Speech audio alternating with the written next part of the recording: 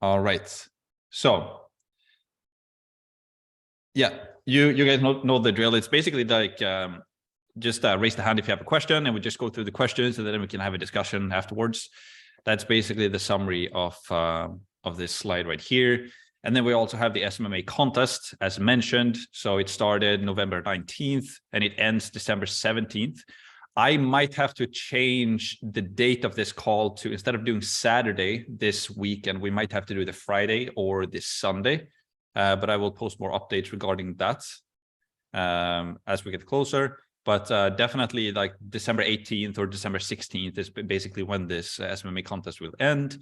Somebody will win $1,000, and it's basically sharing wins and taking action and progressing towards your goals with the SMMA and developing. It's not necessarily the one who makes the most money, but the one that makes the biggest transformation, essentially. And we will have new contests every single month going forward as well. So the next one will be in January, and then February, and so on and so forth. And yeah, it's going to be awesome. It inspires a lot of people in the community as well when they see that people are actually taking action and getting some wins from it. So yeah, that's basically it. So let's just get started with the Q&A. And if you guys want to have, it's not mandatory, but if you guys want to, please do have your cam on. It's always nice to see kind of your face and who you are. But again, no pressure, you don't have to. And yeah, let's just get started. Harsh, let's go. Hey, how's it going, Max? Am I audible? Yes, I can hear you. It's good. How are you? Yeah, I'm doing fine, and I did a lot of outreaches this week. But the thing is, I'm not able to convey the whole package of value that I'm providing to my clients. So basically, in my first outreach, whether it's an email or an Instagram message, I don't want it to be too long. So I just tell them that I can bring them guaranteed customers and all of that. But of course, it's much more than that, such as Google reviews and all of that. But I just want to, make them realize of the whole package of values that I'm providing them. How do I do that? So what is your niche right now? Family and pet care. Yeah, family and pet care. And you're doing Facebook ads? Yeah, Facebook, and also planning to do TikTok. Gotcha. And when you say family and pet care, what does that mean? Is it like family care? Pet daycares and pet boarding companies.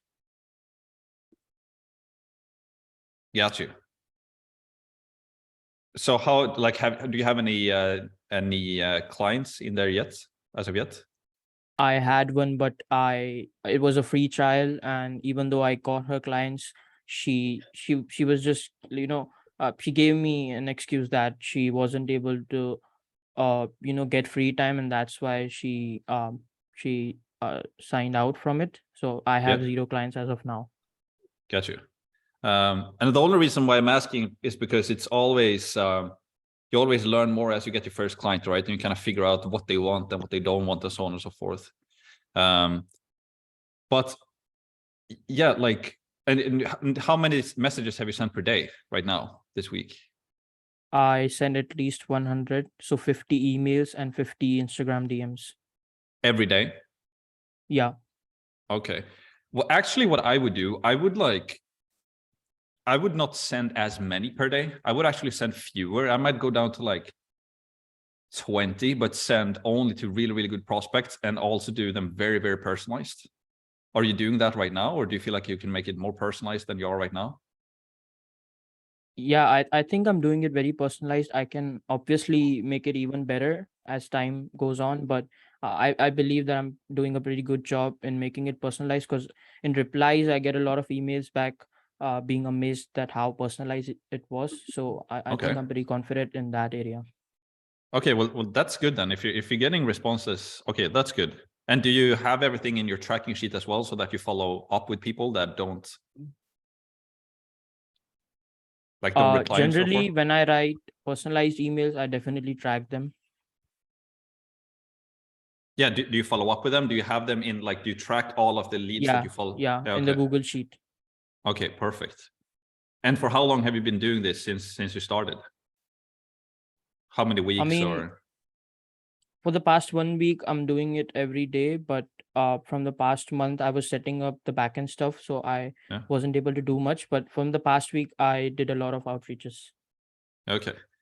Like if it's only 1 week and it's like, I remember when I started, I think I was sending I was blasting email when I started for like a month or like just over a month. And then I just got declined. And I think Cameron had kind of the same thing right now as well. He talked about one of his posts that basically just got 2 clients out of the blue. And it just kind of happened. Yeah. So, but what you can do if you want to is that we can review your messages, like your actual text messages that you're sending. Maybe you can send like a screenshot of one, like a conversation you had or something like that, and I can review it.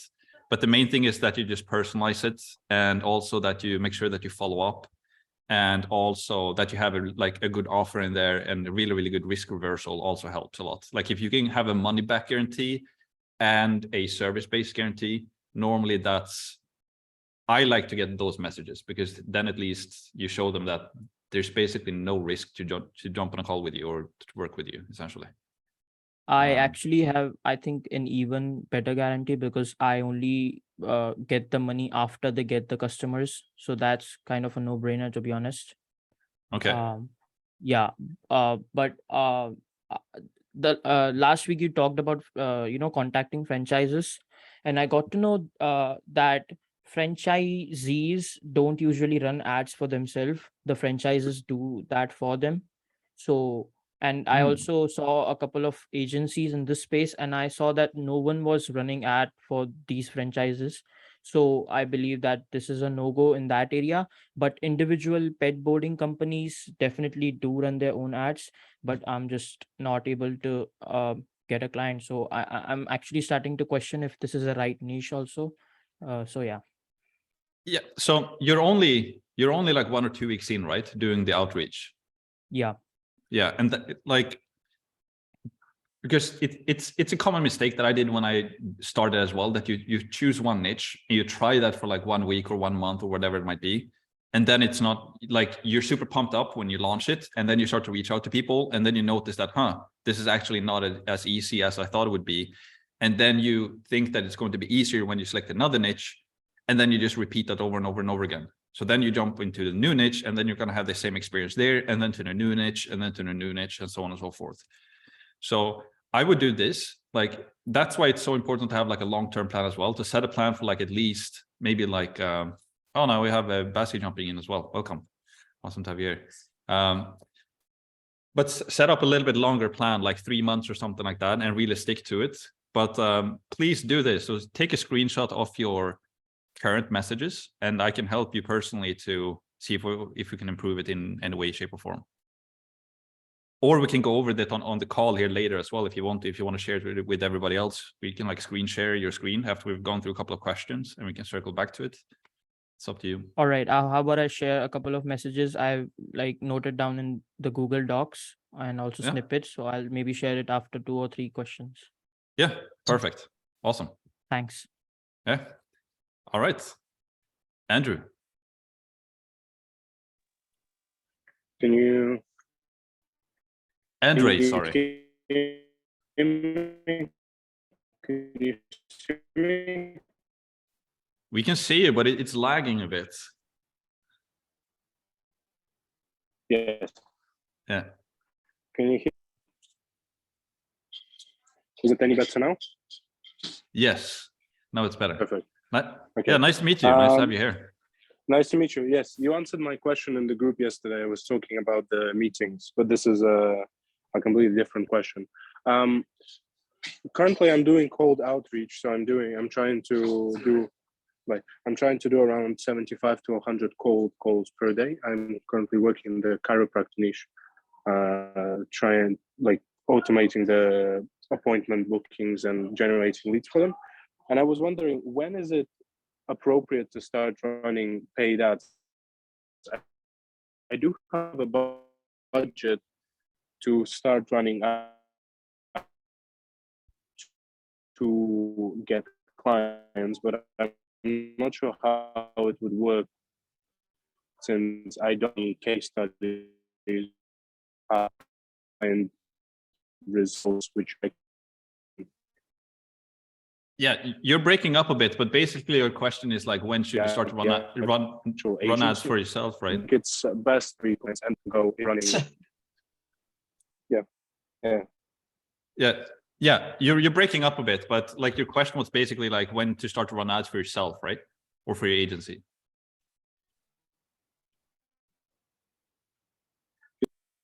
Yeah. So, and do you have any clients right now, by the way? No. Okay. I would do this. I would, I want to have like a proof of concept before I start to spend money on ads. So I would like recommend that you get 3 to 5 clients organically first, or 1 to 3, at least get 1 client or 2 clients, because you want to get a proof of concept that people actually want to buy your services. That's the first thing. So you kind of know how to sell something to a specific group of people, because it can be tough to start to run ads and you have no idea kind of what your offer is or how to structure the offer and what to say in the ads and so on and so forth. So, and also you want to have some cash flow coming in my opinion, before you start to spend money on ads. So in the course, I say basically to get 3 to 5 clients, get a proof of concept, because then you've been on at least maybe, you know, like 20 to 30 sales calls, and you've been talking to the market and you've been talking to business owners, and you kind of know, you've learned a bunch of stuff on those sales calls essentially. And then you also have cash flow coming in, and then it just makes sense to spend maybe $100 per day and do some cold ads for yourself.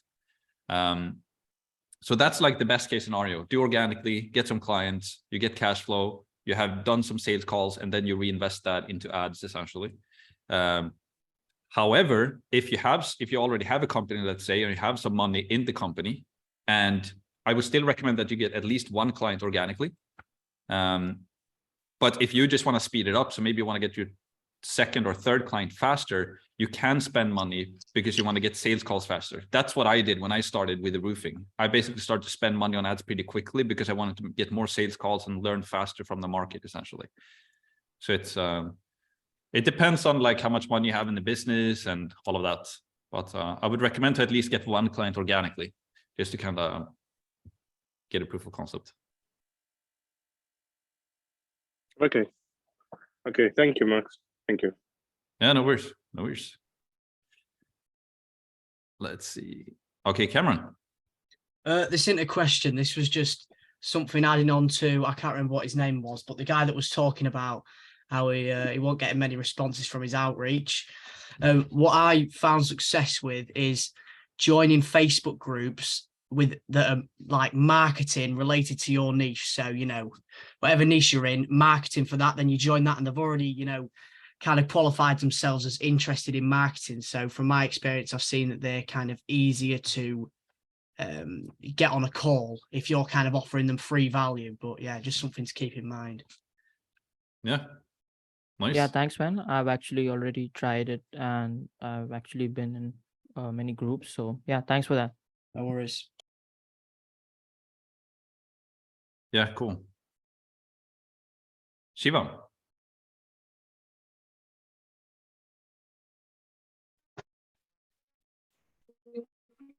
I'm Max. How are you doing? It is good. It's good. I see your video before I hear your audio. It's very loud for some reason. Oh, actually. Oh. Is it all right now? Yeah, it's better now, actually. Yeah, that's good. How are you, by the way? Good, Max. And also, you're looking clean in your new look. You know. Hey, you like it? A more slappable I'm face. shaved. You look fresh. Yeah, thank you. Okay, so yeah. Okay, so Max, my question was that I'm actually a bit confused. That I think I can do like outreach in 2 basically on. I think right now I'm doing outreach on LinkedIn, as well as I'm also planning to do cold emails, but I don't really understand that what would actually work the best for me. You know, I need a guide at the moment that, yeah, LinkedIn is going good for me. I'm getting leads and sometimes appointments also, but end of the day, I'm not understanding, should I be doing outreach on Instagram, or should I be going for cold emails? You know, it's getting a bit confusing. So can you help me with that? So you're doing LinkedIn and it's kind of working. You feel like you're getting some book calls and so on. Yeah. Yeah, definitely. I got like 2 book calls. That's good. So you got 2 book calls from just like messaging people on LinkedIn, essentially. Yeah, using Sales Navigator, cold Yeah. messaging all the prospects out there. And what's your niche? So basically, Max, mine is Facebook ads for moving companies, movers and packers. And I know that I've been asking you that, like, it's impossible to remember everybody's niches, and I know that you've said it before, but yeah, definitely. I don't have a super computer brain, but yeah. But I would just like, if LinkedIn is working, I would just continue with that essentially, and don't mixture with too much else. If you find one channel that is working and you can identify business owners on LinkedIn, you can definitely do like a cross-platform thing, right? So identify them on LinkedIn, you start a conversation, keep track of them in the organic tracking sheet, and then see, like, you can maybe like create like 1 or 2, like 1 extra columns for Instagram, let's say. So maybe you can identify them on Instagram, and then 1 extra column, maybe you can identify them on Facebook as well, maybe their Facebook page and their Instagram page. And then you use Sales Navigator, identify the business owner, then you search for them on Instagram and on Facebook, and then you try to reach them on all of those platforms. So you basically use LinkedIn as like to fish for new people, and then you just identify more of their marketing platforms and see if you can reach out to them cross-platform and spend time that way. That's really helpful, Max, because I'm like running out of invitations because I'm sending a lot of third-degree connection requests. So yeah, thank you for that, because I can actually target them on different platforms. So I think that would definitely be helpful. Yeah, and be a bit careful as well by sending third-degree connections, because you can get like locked out if too many people reject your third-degree connections. LinkedIn can like tell you that you're spamming or whatever. So if you can, try and send more second-degree connections if possible. And in the beginning, that might be slower. Basically, but yeah, Max, I actually try like during sending third-degree connections, I try that I don't pitch them the offer in the connection, because I just like send them something like a personalized message. So yeah, most of the time it works. Yeah. Okay, good. Just be careful though with it, and also spend a lot of time doing the follow-ups. If you have a day you wake up and you feel like you don't find more people, spend more time on following up with people then, like personalized messages to like 5 personalized follow-up messages, and you can spread that out over maybe a week or 2, or 2 weeks or 10 days or 14 days or something like that. So spend a lot of time on the follow-ups as well, because a lot of people won't respond the first time. And most people don't follow up at all. So, yeah. Yes. Yeah, definitely, Max. That's how I actually gained those 2 calls for the last week, like just by following them up. Nice. Did you say anything in particular? Like, did you do personalized follow-ups and then they responded? Did you send a link or what happened? Yeah, definitely. It was only because of the personalized follow-ups. I like followed them up. I was like kind of keeping an urgency in the chat that we are providing this offer, and we can only handle around 10-15 clients, so it's an urgency. And then they said, yeah, definitely, let's hop on a call. Nice. So yeah, nice. Do you have risk reversal in there as well on top of the urgency? Yeah, definitely. Return on investment guarantee, and if you don't provide a certain amount of leads, we provide a refund. Nice. That's good. That's awesome. Yeah. Thanks. But and if you want to, feel free to send or share like your outreach message either in the group, or send it to me personally, or however you want to do it, and we can like look through it as well if you want any help with that. So yeah, I have a connection with you on LinkedIn, so can I text you there or on the Facebook? Yeah, exactly. Yeah, please do. Yeah, definitely, Max. Thank you, Max. No worries.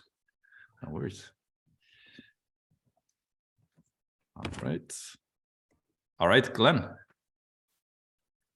Hey, how you doing? Hey, it's good. First of all, thank you for all of the work you've done. I joined a few weeks back and just going through it. I'm from Liverpool, by the way, over in England as well. So awesome, yeah. Cameron is. Nice to have you here. And I just saw you basically just sent the or did the thing, like sent in your details just like an hour ago or something like that, right? Yeah. I did it as soon as possible, really. Cool.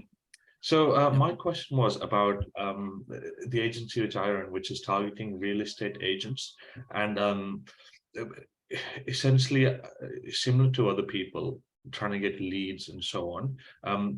The method which I'm using is Instagram and LinkedIn.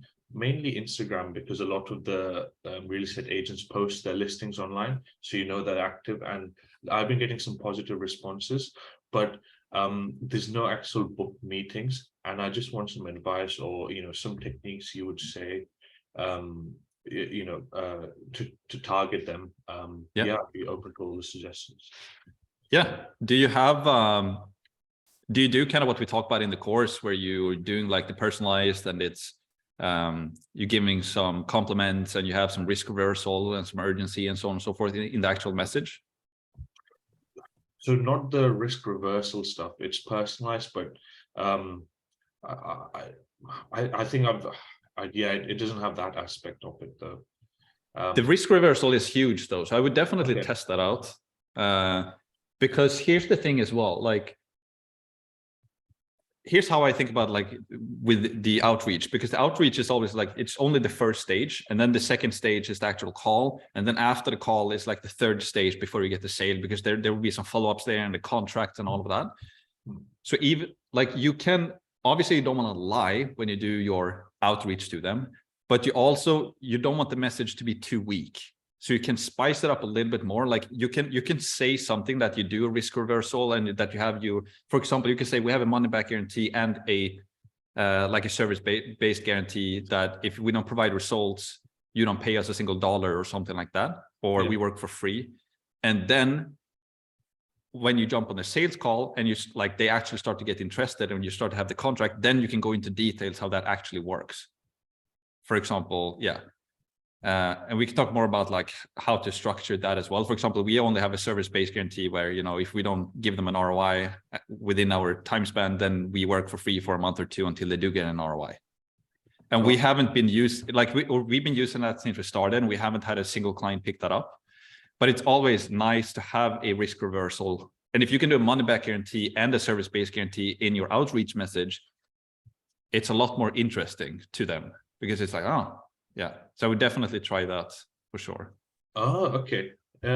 Is it possible if I show you, similar to before, the script I use? You could have a look. Do you know which is the best way to go about that? Would it just be directly emailing you on the link sent, or? If you have it on your computer right now, like literally right now, you can like share your screen and we can go over it for a couple of minutes. And if you don't have it right now, if you need to look it up, then I can just take some more questions first, and then we can circle back to it. It's completely up to you, but we can go through it over the call, or if you want to send it to me personally, you can do that as well. That's okay, amazing. And one other small thing, because it's something which I've started recently, I was wondering, because I'm currently studying medicine, and next year I'll be working in the hospital. Is it worth changing the niche from real estate agents into any healthcare field? Because when you kind of speak the language, and like the odd consultant here and there, and they may have links, is it worth going into that, or does it not really matter? Like, what would be your opinion on that? It's definitely nice if you have some experience in your niche, because you can speak their lingo and like their special words and all of that. However, over time, you will learn the lingo of the real estate agents as well. Like for me, when I started with roofing, I had no idea, like underlayments and shingles and how the production, I had no idea. And then you just start to speak with business owners, and then you just naturally become an insider. So it can help in the beginning, but also the medical field is so huge. So you would really have to like niche down in a specific niche in the medical field. And maybe you have a specific niche, or do you have any specific niche that you're thinking of if you would gonna change? Something in family medicine, or that type of area. That's the one which I do enjoy most. So relatable in that sense, but not really thought in my mind, because I've just gone with real estate agents. I think that's a good niche, the real estate. It's a big industry, then there's a lot of money there. And I think if you're going to go for medical, you would really have to like find some special type of treatment, I think, that you need to like help the doctors to generate leads for, or however it works. I've never been there myself, but the most important, like I can actually, I think there's a website called leadjolt.com that actually, because I know somebody asked about that last week. So if you go to leadjolt.com, I think they're like a small team of an agency helping real estate agents. So maybe you can find some. I've heard they're pretty good actually, and they grew pretty quickly as well. Did you find them or? Yeah, I'm on their website. Yeah. So give it some more time, because in the beginning, you like a lot of people are so eager to jump, like niche jump. Exactly. So exactly. yeah, so stick to it for at least like 3 to 4, maybe even like half a year. Like I'm gonna do this for the first 2 quarters of 2023, and only stick to it. And you can like get inspiration from LeadJolt, and that's I would dig into them actually a bit. Yeah, thank you so much for that. Cheers. Yeah, no worries. And also, by the way, I can say this as well. So the risk reversal and also the follow-up is super important as well. So follow up with them consistently, essentially. Let's see here. Who's next? Is it Mohammed next, or is the Samsung next? I don't know if who's next. Hey man, it's Danny. I'm Samsung. Oh yeah. Okay, cool. Yeah, awesome to have you here. I've been having some. No, it's good to be here, man. I've been having dramas with Zoom all week, so yeah, I'm not really sure what's going on, but glad you can hear me. So I've got a couple of questions. Well, they're both about service delivery. Yeah. So I've got some good results for my client. We literally started the campaign Sunday, and we've added an estimated 100,000 a year in yearly revenue to the business just in that week, because just because the monetization is really high ticket for those guys. So they're happy, but the conversion rate is only around 12% of leads generated basically through the automation in high level. So the end goal of my automation is to get someone to submit their resume or CV. You might know it as, because I'm doing recruitment. So I think the problem is that people don't have a resume handy to submit. I'm going to confirm this because I'm going to spend all next week just calling every single lead personally to see if that's actually the case. But if it is, I was wondering if you had like a suggestion of a sort of like descending order of personalization where it's optimized between automation and personal touch that may work, so I don't have to long-term call every single person. Yeah. Okay. And 12% of the leads, is that 12% from lead to booked appointment, or what does sales process look like essentially? So that's 12% of leads to becoming an employee on the books. So 12% of all leads they make money from. Yeah. That's good. Yeah, that's basic. I think I can get it a lot better. Okay, but it's still good, right? Like if you're getting 100 people and 12 people like actually become paying clients, not even like booked appointments or anything like that, but actually they're making sales from 12%. That's really good, I would say. Okay, and that good. Yeah, because like when I was running ads for one of my mates who owns a gym, we generated 25 leads, and I think the first month was like 12 leads, and she got 9 of them to sign up. So that was sort of the percentage that I was working off. Yeah, like I guess it's like very industry specific, right? But like it's awesome. Like if you're giving them, obviously they're happy because you've added $100,000 per year already, so they're obviously super happy about that. And yeah, they and are. if you're getting sorry. Oh, sorry, man. Oh, they've already asked me to. They've asked me to open up a new location in another state next week. Yeah, like obviously you're golden. Like you're gonna be able to print money for them essentially. And let's say you get that up to like 15 or 20% of all leads actually become paying clients, because normally they have, you have your lead, or you have your ad to your landing page, and you have a conversion rate there, and then you have the conversion rate from the lead to booking appointments, and then you have like a no-show for on the actual appointments, so you have a percentage there, and then you have the like 30% sales on the actual appointment. So getting 12% of all leads to actually buy, and if you can get that up to 15 to 20%, that's crazy good. You're onto something there. Well, it's because it's in recruitment, it's a bit different. There's not. Yeah. It's still a sales process, but you're just trying to sell people on the quality of the job that you're offering them. Yeah. So I think like if you can get interested people, then it's easier to close them, because if they've submitted interest, they're obviously not enjoying the job they're doing. So as soon as they get a better option, they'll probably jump. Yeah. And you're in like some type of recruitment niche. I assume that it's kind of lucrative for the businesses in some way, shape, or form.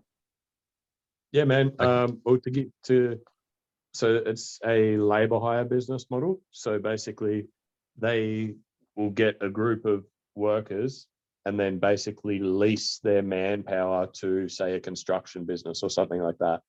Okay. And though they will get paid on top of their wage, basically. And yeah, there's a lot of money in it, man. Like an individual worker would probably bring in like $10,000 a week for them. Yeah, that's awesome. But basically, your original question is basically like, how do I improve that? Essentially, right? How do I get from 12 to 25% or something like that? That was basically your question, right? Yeah, pretty much, man. Like I'll be calling them to try and see if I can get it better through calling, but then obviously it's not scalable to call every single person. So I would do this, because here's the really cool thing. If you can call them, and you like, I would recommend that you start calling them yourself, just as you thought, and see if you can figure out like a process there, or at least test it yourself for maybe a month or so. And you might be putting a lot of work, but you're going to learn a ton over that month, and see if you can find like a proof of concept for that entire process, and see if you can figure out that process. You know, how often do I call them? What do I say?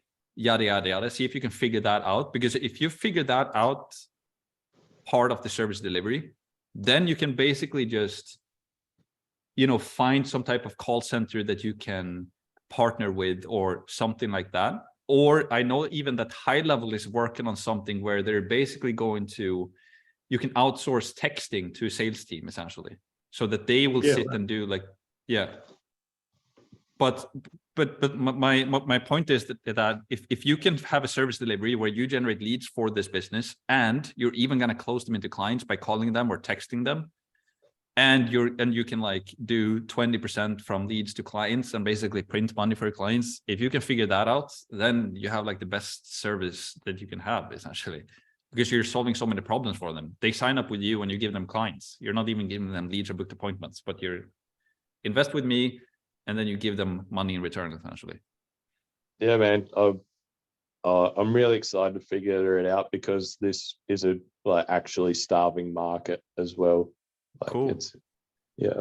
And we're in like a bear market now, and probably a recession around the corner, and people want to like make or find better ways to make money essentially. That's why we want to figure out this agency side of things as well, because we want to earn more money and be like our own, have like freedom and all of that stuff. So yeah, it sounds like a great niche.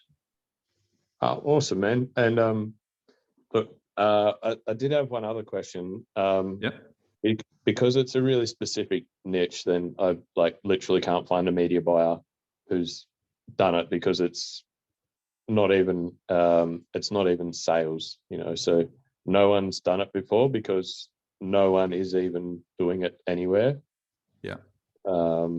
So my question is, would it be better to teach recruitment to a media buyer, or teach media buying to a recruiter? Because I'm going to have to train someone either way to do it. I think there, like, just to challenge you a bit on that, I think there's a lot of media buyers out there who've been doing recruitment, but not necessarily maybe for your specific niche. But I think there's a lot of media buyers out there who have done recruitment, but also you've been running your own ads so far, right? Yeah, and it's going obviously pretty good. Yeah, we're getting around $15 per lead at the moment. And do you do a survey or a Facebook lead form? Facebook lead form, yeah. Okay.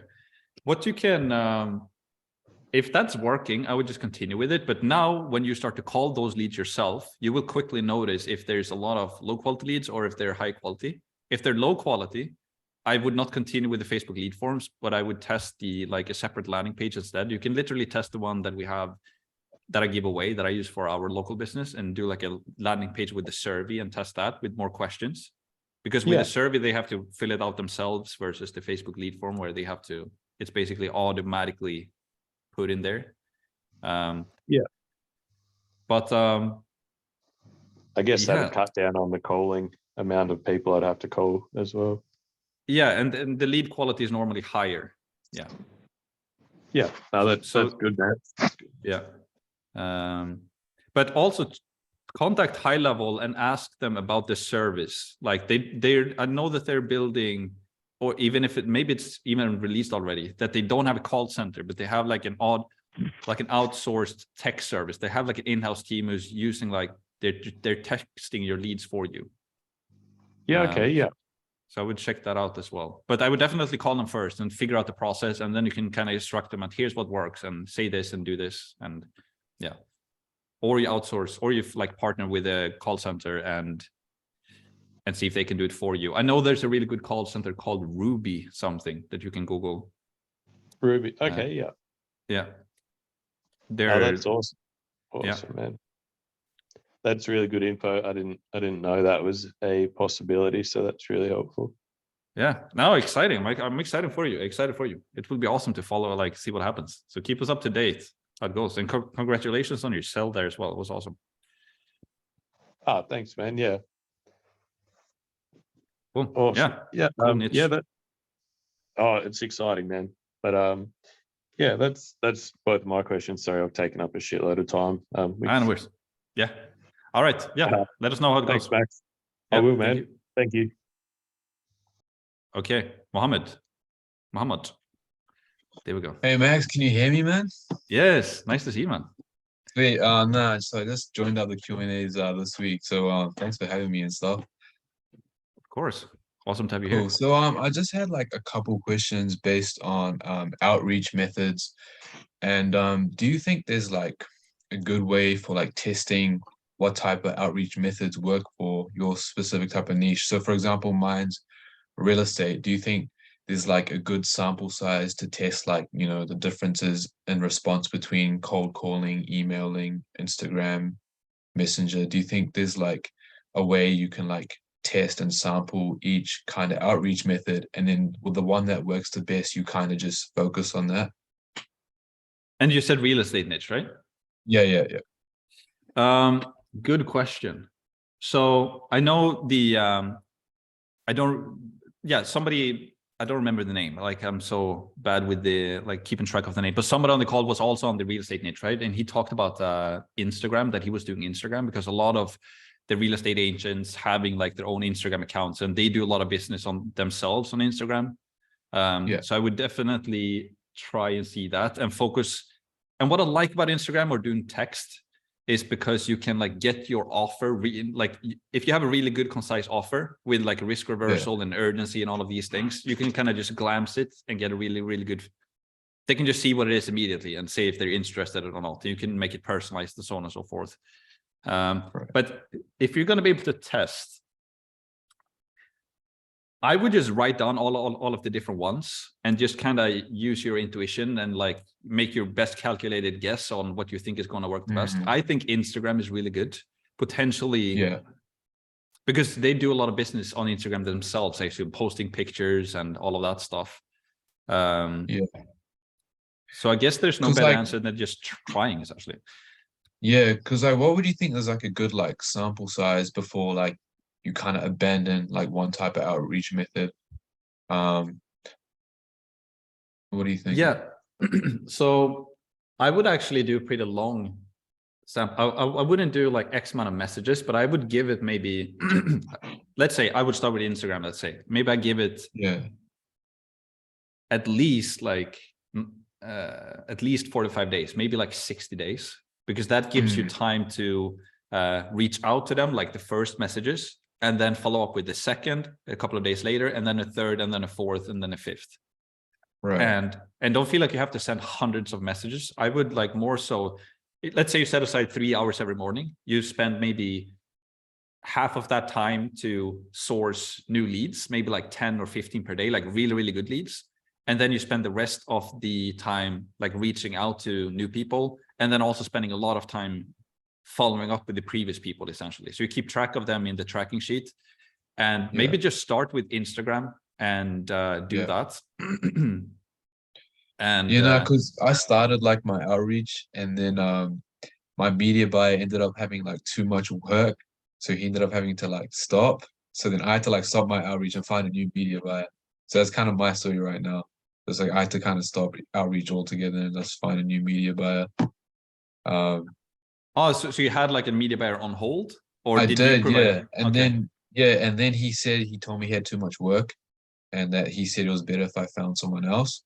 So then I kind of like put all my outreach on hold, and I had like a few responses, and like pretty much the VSL video and everything with the results is kind of like void now, because of Yeah, it's just a slap in the face, right? It happens all the time. But continue to keep contact with him. See if you can continue to use his results, and if you can try to deal with him a bit, because maybe he won't have, maybe he will need more clients soon or something like that. I also have one more question, if that's all good. Yeah, please. It's this kind of like just directed to you. When you started your roofing, SMMA, did you ever think of doing outreach in Sweden? Because it would be like, more of like, there's not many people doing it in Sweden, for example. Like in US there's probably be way more agencies, and you'll have way more competition. In Sweden, you wouldn't have much. Yeah. So basically the reason why I started in the US is because when I started, I'm going to do this quick, but I basically had my mentor in the US who did Amazon affiliate marketing. So I learned SEO. So I was just used to doing everything in the US. And and I had one local client, a clean tech company here in Sweden, a startup that I was working with. But I kind of quickly understood that the US market is just bigger, and the Swedish market is super small. Like we're just 9 million people here. It's like one state. So I just decided to go for the US because it was more opportunity. And I actually saw a huge opportunity in the roofing niche when I started. Not a lot of people were doing Facebook ads for roofers. Pretty much no one, essentially. All of them were doing Google ads. No, because I'm in New Zealand, and we have around like 5 million people, but real estate is quite like in demand here. Like New Zealand's like the second like most expensive like country to live in. It's very high demand here, so that's why I kind of picked that niche. But just wanted to ask that question, just like in my perspective, if I could just keep doing outreach in New Zealand, or I should go to a bigger country, bigger opportunity. Yeah, I like the US. It's big. There's a lot of money, a lot of businesses. They're constantly trying to find the best next thing. So and you have like, you speak English natively as well. So like sweet as, man. That was all my questions. Appreciate it. Yeah, no worries. And keep an eye on mediabuyer.com, their light version there as well. I know they should be releasing that pretty soon. So okay, sweet as. Sounds good, man. Appreciate it. That's good. Yeah. All right. Let's see here. So the order is jumping. Let's do Martin, and then let's do Basi after that. So Hi Max. Hope hey, you're doing well. It is good. How are you? I'm all good, man. Awesome. So this week was really amazing for me. So to like, firstly, let me say you something. I have a good news. I just got an admission letter in UK, and for a degree program, for my degree, higher education. Oh, nice, man. Nice. Congratulations. University of Sunderland. Awesome. So what exactly is that? Sorry, is it like a degree or what you said? Bachelor's degree. Oh, nice. Got you. I'm 19 right now. 18, half 19. So I just applied for the college, and I got university. I got admitted, and also just before the meeting, I got one appointment booked, and I already had a sales call. I'm following with that call, and I hope so. The sales call next week, I'm going to close that, because it's a very high quality lead, because I'm following up from around 8 days for him, and he finally booked the call today. Awesome. Yeah, good work. Then you just keep up the positive momentum and keep going. And I did the cross platform retargeting. Yeah. I forgot to mention that to the previous one as well. It's super. Oh, you did the retargeting, but did you do the cross platform outreach as well, or? Yeah, I got him on the LinkedIn, but I messaged him on the on his number, WhatsApp number, as well as on the email, and as well as on the LinkedIn, like everywhere. But I got response in the email. Yeah, we should. That's good that you say that. We should talk more about that to people. Give me a second. I got some music coming on. Yeah, sorry. No, but that's perfect. Yeah, that's perfect. Like identifying on one platform and then following up on multiple platforms. That's awesome. Yeah, that's really powerful. So I am following with that, and I am having a goal just of 20 per day, but a high quality. Like I am filtering them and making it 20, not exact 50 like in a bulk, because messaging of bulk is not a proper way. So I'm just taking out 50, filtering them, and taking 20 a day, and just personalizing them in each and every platform. Yeah, that's what I'm doing. Yeah, you're basically identifying the best potential prospects, and then you focus on them essentially. Yeah, awesome. Yeah, that's how I'm doing it right now. Let's see for the next week. On Monday I have my first call. Second call. Cool. And have you a sales pitch, like a pitch deck prepared and all of that? Yeah, everything is done. Like I'm totally prepared, and I have already done my first sales call.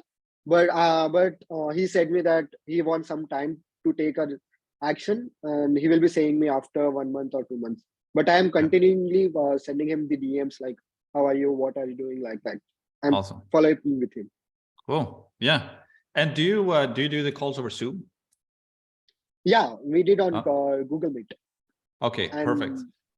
I did the same presentation which you just provided on the free SMMA. I just copied that and I just made my changes and made it. And one more thing. I just got a media buyer here in India, and he have an ad spend of $700,000 per month. He's a white label agency. So what he's saying is, before he give me his testimonials, I just need to pay him $300 upfront for the first client. He's asking me $600 per month per client, but I need to pay him $300 upfront before the client. Okay. So what will you say? But he's really a very big, and he's promising me first month 25 leads, second month 33 leads, and in the third month 55 plus leads for the kitchen remodeling. I'm into kitchen and bathroom remodeling niche. Okay. And he basically wants you to pay him $300 so that you can use his case studies? Yeah, he just don't want each and everybody coming to him using his case studies. So. Yeah, makes sense. Like if you know that he's legit and like he has like a white labeling website and so on and so forth. Yeah, you know, everything is there. Yeah, if you feel like you trust him and like, then $300 is like definitely worth it. So because when you jump on the sales call, then you will be able to have his case studies. So if you can get that fixed before Monday, that would be epic, because then you can create a couple of slides in there and you can just talk. You know how the slides go, right? You present yourself and then you do like the proof is in the pudding or whatever. You go over some results. And then if you can have his results in there, and you can just be transparent about saying that, yeah, we have the media buyer on our team. Here's some results that we've been able to do, yada, yada, yada. You kind of set the tone that you actually know what you're doing, and then you present everything. So that's awesome. That's awesome. Yeah, so I will be considering him then. I was in a doubt that will I really need to pay $300 upfront? That's it. And he has a team of 50 people, it seems. Sorry, yes. A team of 50 people who is working under him. Oh, okay, got you. Yeah, just just make sure that you have a good feeling about him and that you feel like he can do good results. And if you do have that, I would definitely pay $300 and utilize his case studies. But it's up to you though. It depends on the cash flow and all of that as well. So you can do it without him. You can still talk about him, right? Even if you don't have his case studies, you can still talk about that you have really good media buyer with these results, because you can just ask the media buyer what results he has been having to be able to generate for the kitchen remodeling niche in the past, and then you can basically talk about that in your presentation. So yeah. Okay, that's okay. So but the media buyer right now, who is like on board with me, she's from Philippines, but she don't have a proper testimonials from my niche. Like she has a testimonial from roofing, solars, and only one kitchen and bathroom remodeling.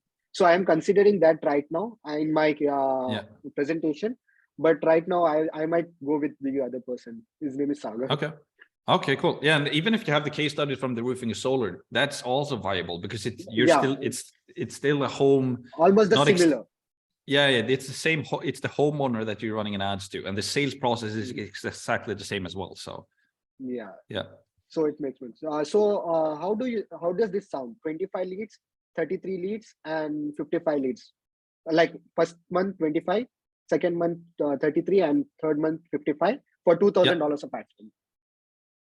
Is it And you charge 2,000 per month? I am charging $2,000 per month as an agency fees and $2,000 as an ad spend. That's good. It's a good offer, right? Yeah, that's good. I like that. That's good. And then you're paying the media buyer $600. And also he's taking 300 at the front end and 300 after the month. Okay, that's good. Regarding the amount of leads, it's a little bit like when you do lead generation, like you can get a lot more than that, or you can get like it's pretty hard to tell. And I don't know why. I'm sure he's kind of saying it because they want to give you a number, but it can, you know, you might be getting 60 leads the first month, you know, like, yeah, it doesn't really matter. And also what I would recommend for your niche is to tell him about the landing page that we have in the course that I show you, because that one is working really good for roofing. So if you test that and you do like a similar ad that we do for roofing as well, you can like show him, like I have a YouTube video where I show exactly how we do our ads. So you can tell him like, here's what Max is doing. It's working really well for roofing. See if you can do something similar for the kitchen remodeling. Exactly copying what you're doing, bro, to be honest. Yeah, go ahead. Because you're from the same niche, like kind of similar niche. Yeah. Yeah, let's see. And the next week, I will be with the $2,000 with me, I guess. Yeah, that's awesome. Yeah, like you're doing everything right. Like you have a high ticket and just continue with it. Like just continue with it. Doing the cross-platform outreach and all of that. So it's gonna be awesome to follow your journey. Yeah, thank you, Max. That's it. Hope you have a nice day, man. Yeah, likewise. All right, let's do Bassi now, because it feels like you've been holding up your hand for a long time now. Hi, Max. Hey, how's it going? Good, man. Okay, this is my first time here, so thanks. Sorry to interrupt you, by the way, but it's I think you have the wrong mic. So on Zoom, I think you can like, you know, in the bottom left, you can like, because you have an awesome mic, but I don't think it's connected to Zoom. Sounds like it's from your computer right now or something like that.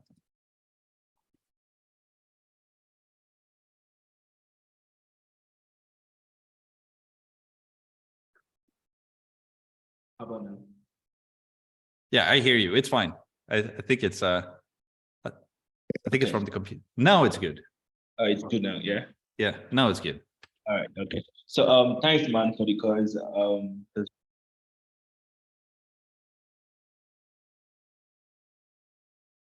It jumped. Now I'm sorry, man. Now I can't hear you at all. What's going on? Can you hear me now? I don't know. Yes. It's like it's disappearing or something. I don't know what it is.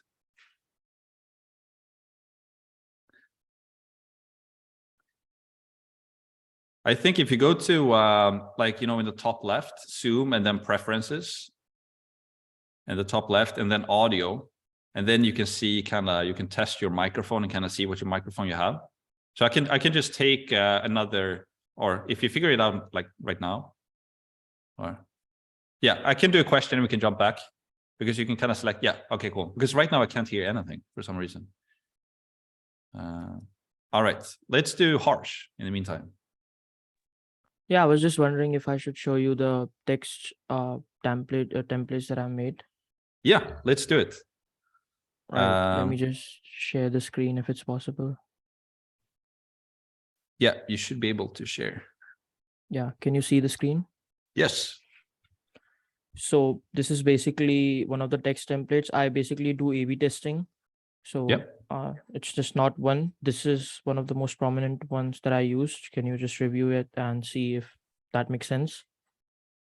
Okay, so you say message one, hey, John, personalized first line. By the way, are you accepting new clients? Comment DM under the recent photo to make. Okay, so you comment Or what is that? Like comment DM under the recent I photos post? I just under the post I just comment that check out your DM. I have a question for you. That's it.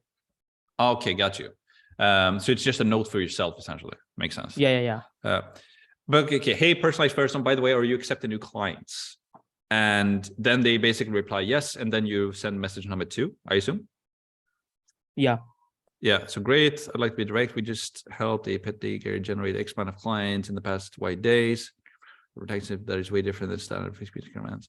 And the best thing about it is that you don't pay us to get customers. So it's a little bit like feature selling, as it's called, because you know, you're talking like a proprietary advertising system, and you're talking about Facebook and Instagram ads. And stuff like that. And also in your first message, you're asking them directly if they are accepting new clients. Basically, what I would do is what I would recommend that you test at least is to basically use the exact copy that I have inside of the course. And I don't know exact words that I'm talking about in there, but it's basically hi name, you do personalized first line, then you do a quick pitch about what you do. And so I would have that, you know, we help pet day. Yeah. So I would have that in the first message, like what you have in the top here in the second message. Can I do like annotate or something? Yeah. Let's see here. So if you scroll up a little bit, I would basically do this.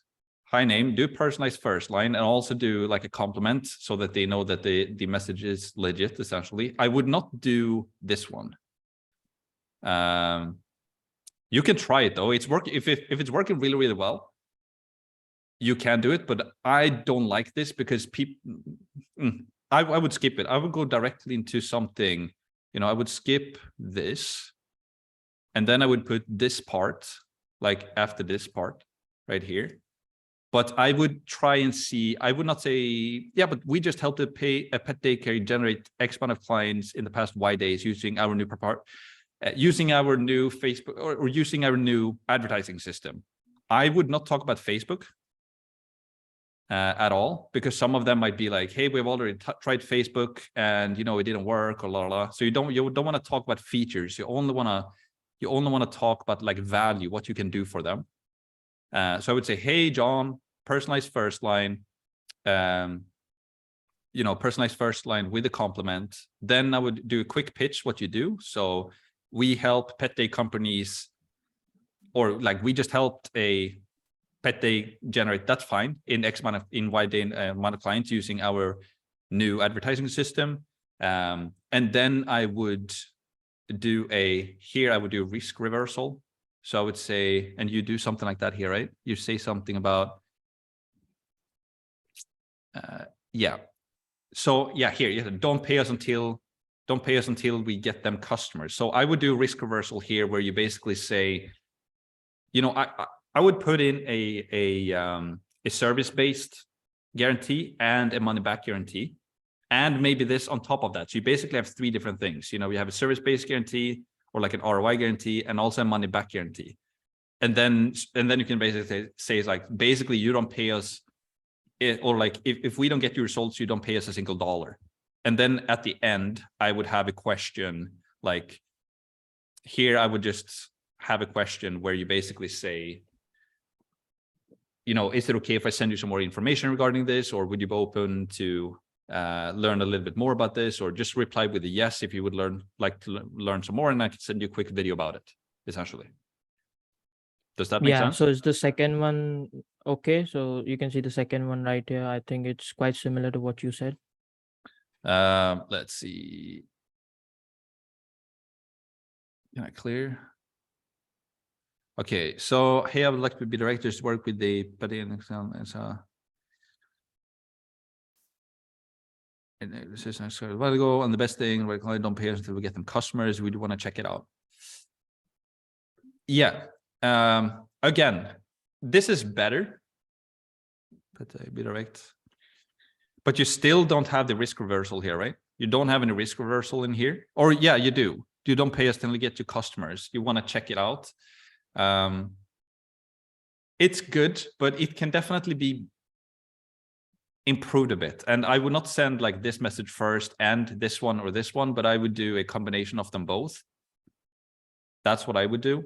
But actually, it's easier. Like if I just get some more time as well, I can like help you to write something out. Or, you know, I can send you kind of, because if I can just sit with the keyboard and kind of write it out, it would be easier. But yeah. Maybe I can add you as a collaborator in the Google Sheet. Yeah, you can. That's fine with you. Yeah, either you do that or you just do like a post in the group as well. And then everybody else in the group can kind of see what it would be as well. That could be an option as well, because then it could benefit everybody else as well. But let's do this. Like, do what I just told you. And if you don't remember, you can just rewatch the recording, and I will post the recording right after the call. So kind of listen to my notes, what I said, and then do one new message and write that together, and then post that in the group. And then I can help you to fine tune it essentially in there. Is that fair enough? I've actually Okay. got one more message that I discovered like 2 days ago from like a class of Joel Kaplan. Can I share that with you? Yes.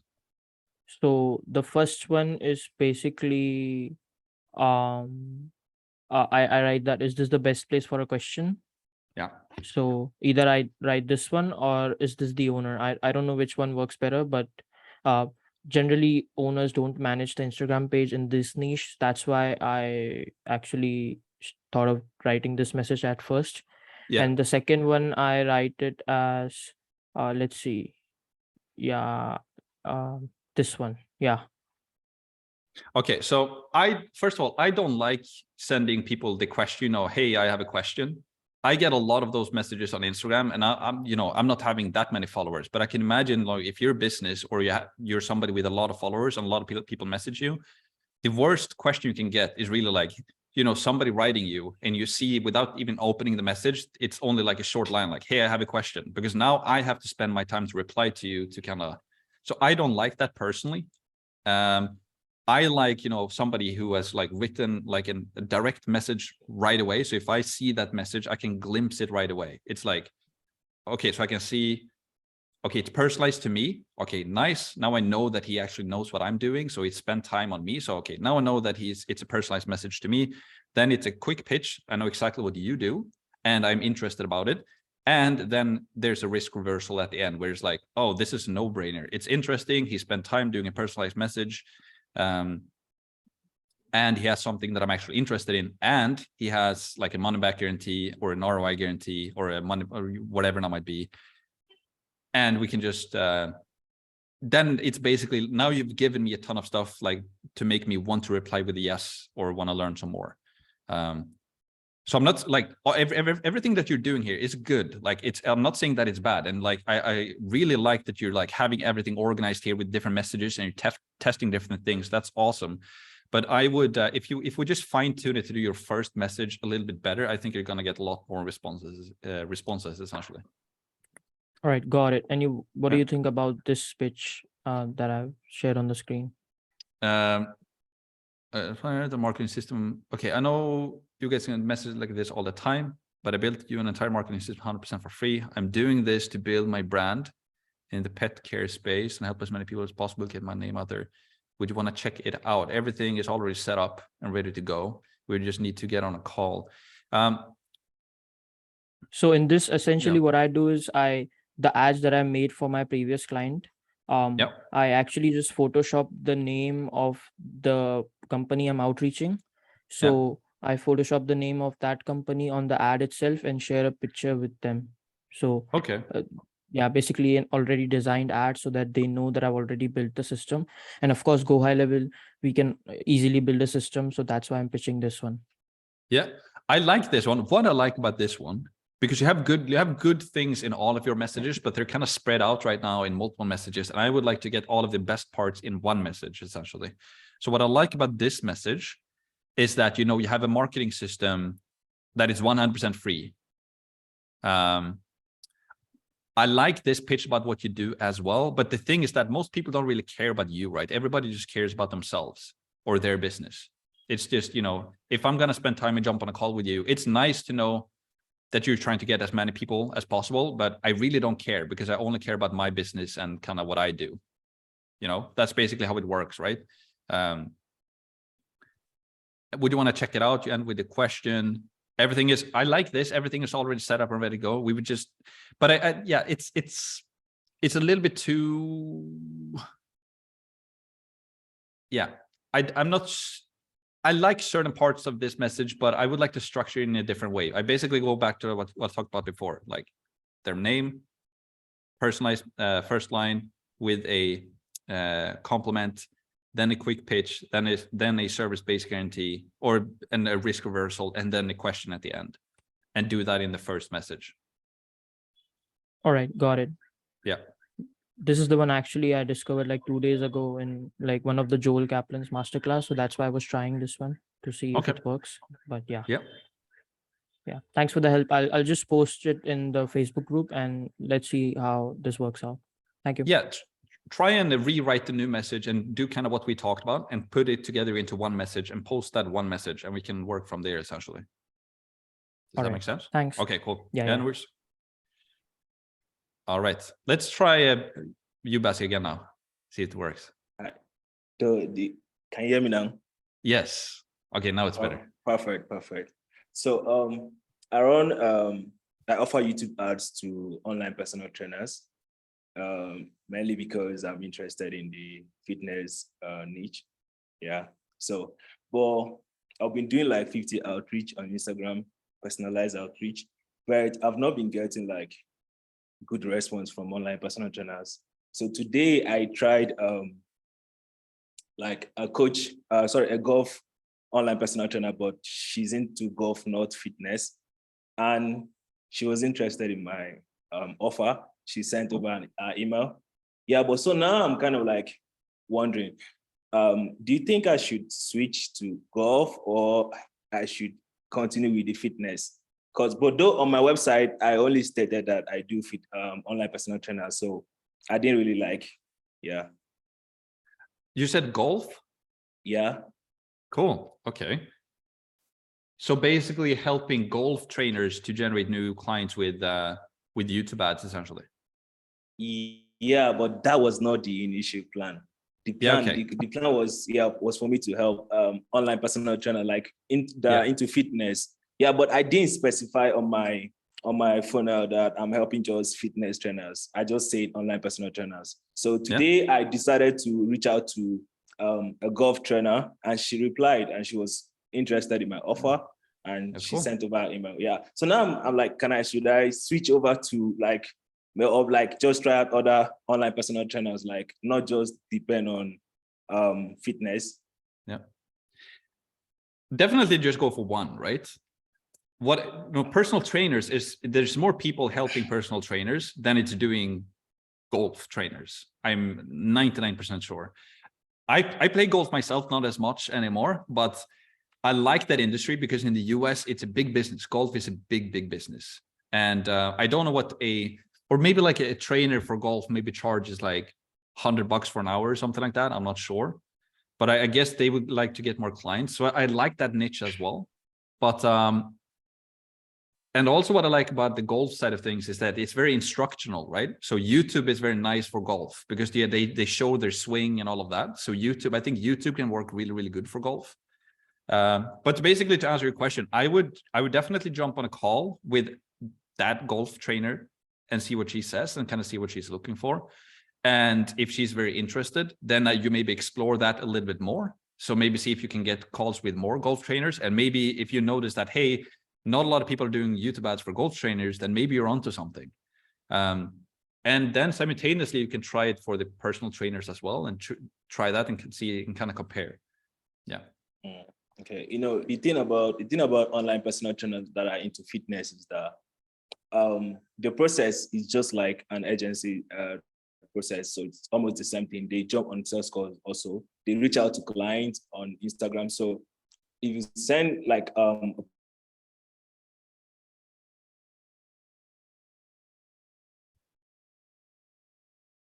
yeah, Basi, I think we lost you hello?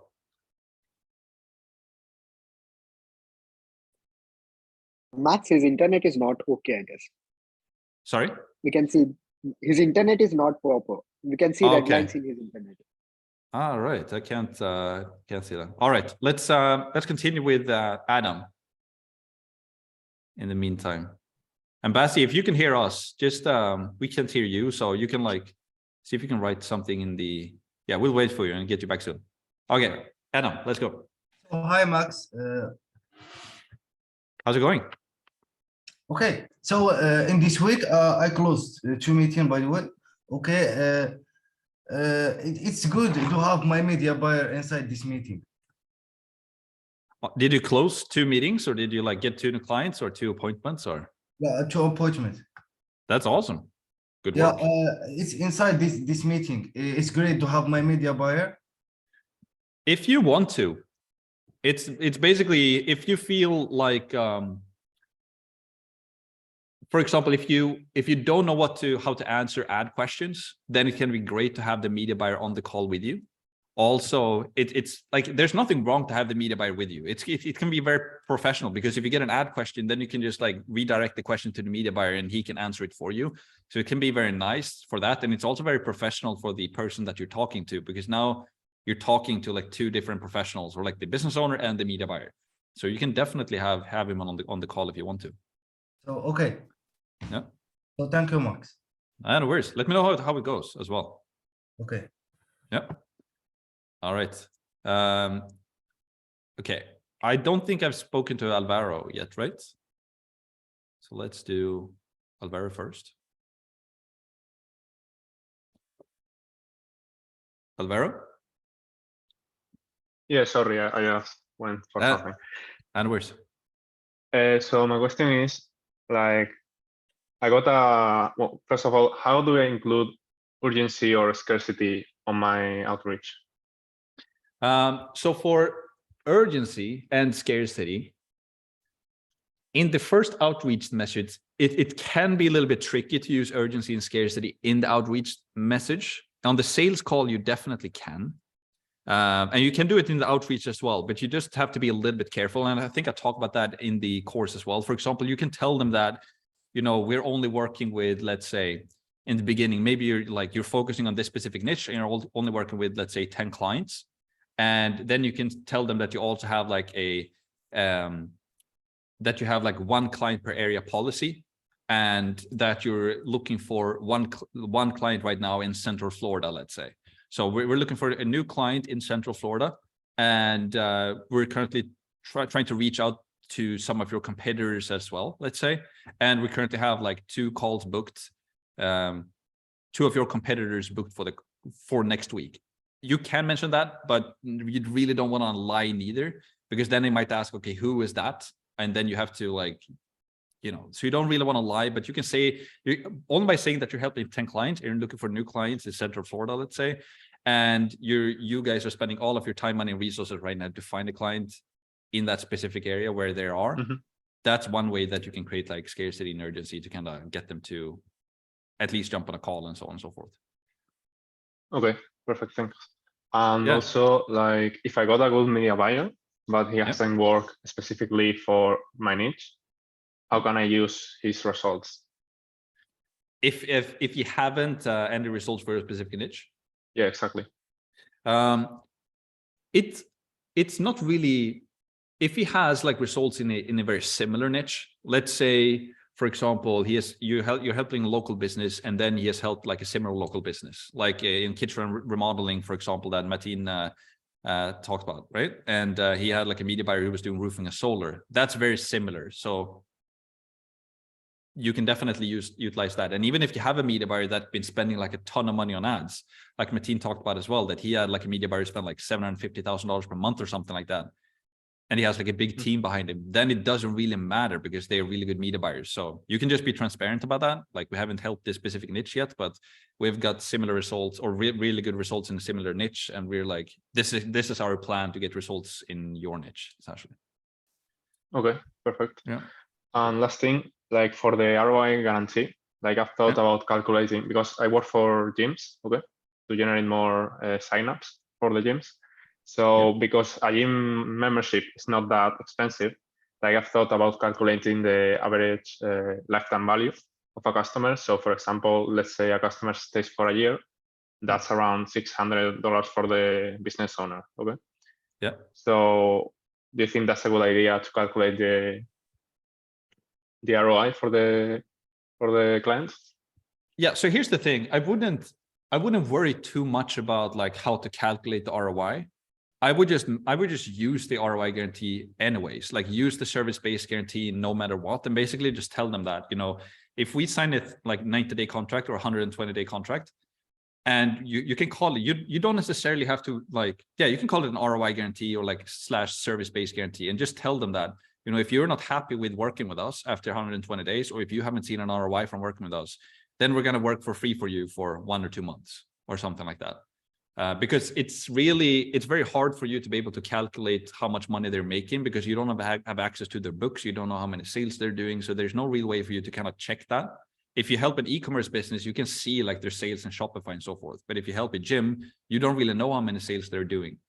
So the main thing is just to get them good results and make them happy and make them continue to utilize your service after the 90 days or 120 days, let's say. So I wouldn't, like, basically my point is I wouldn't worry too much on how like you should calculate that. Just make sure that you have the service-based guarantee or the ROI guarantee in there, and potentially even a money-back guarantee when you start out. Yeah. All right. Perfect. Yeah. Thank you. Cool. Yeah, no worries. All right, Bassi, let's kick back to the.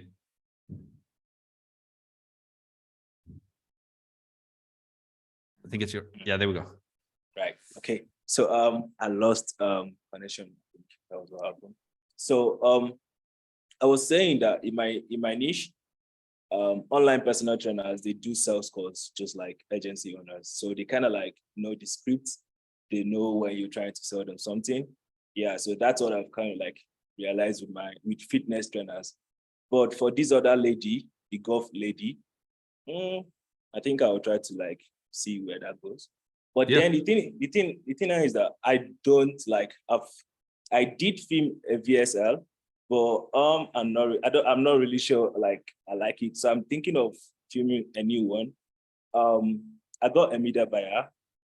Cool. He has not really worked with an online personal trainer, but he has worked with I think so these trainers, but they sell like trading courses. So I'm not sure if like I can use their result, but it's YouTube as well. So sorry, what's the question? Or so my media buyer, he's got like results from working with people that they're selling like trading courses, like forex trading or something, but it's same course. And people in my niche, they sell like they do course as well, like online courses as well. So I'm thinking, is it okay if I use his past results, or I should just feature without results? Have you, and it's a media buyer who knows how to do YouTube ads, I assume? Yeah. Yes, yeah, okay. Here's what I would do. I would go back to the media buyer, and maybe you've already asked this, and ask that person, like, because the big thing when you do YouTube ads is the actual video ad, right?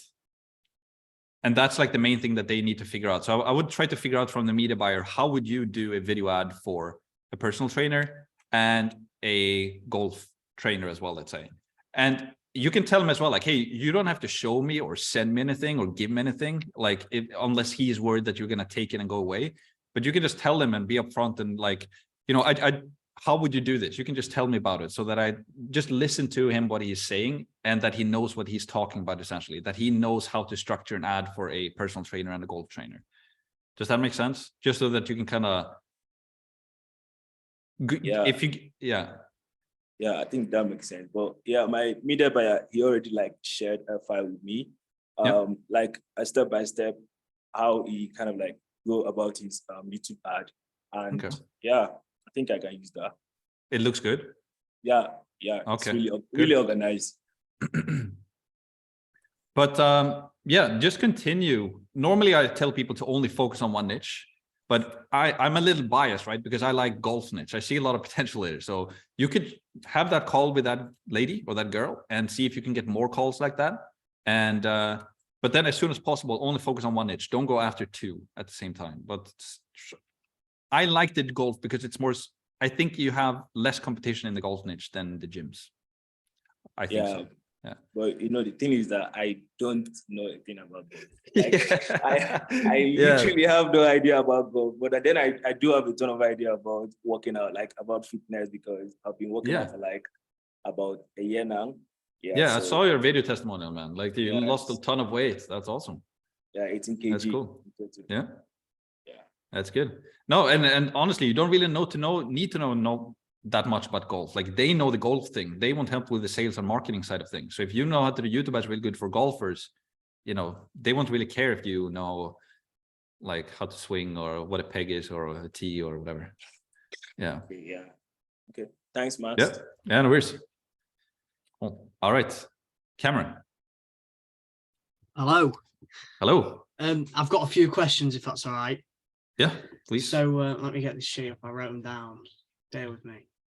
Right. So obviously I'm in the medical spa niche, and it's just a question about, are you familiar with like Facebook's terms and service and stuff? Because I was just wondering if posting like before and after photos of a body transformation is against their terms of service.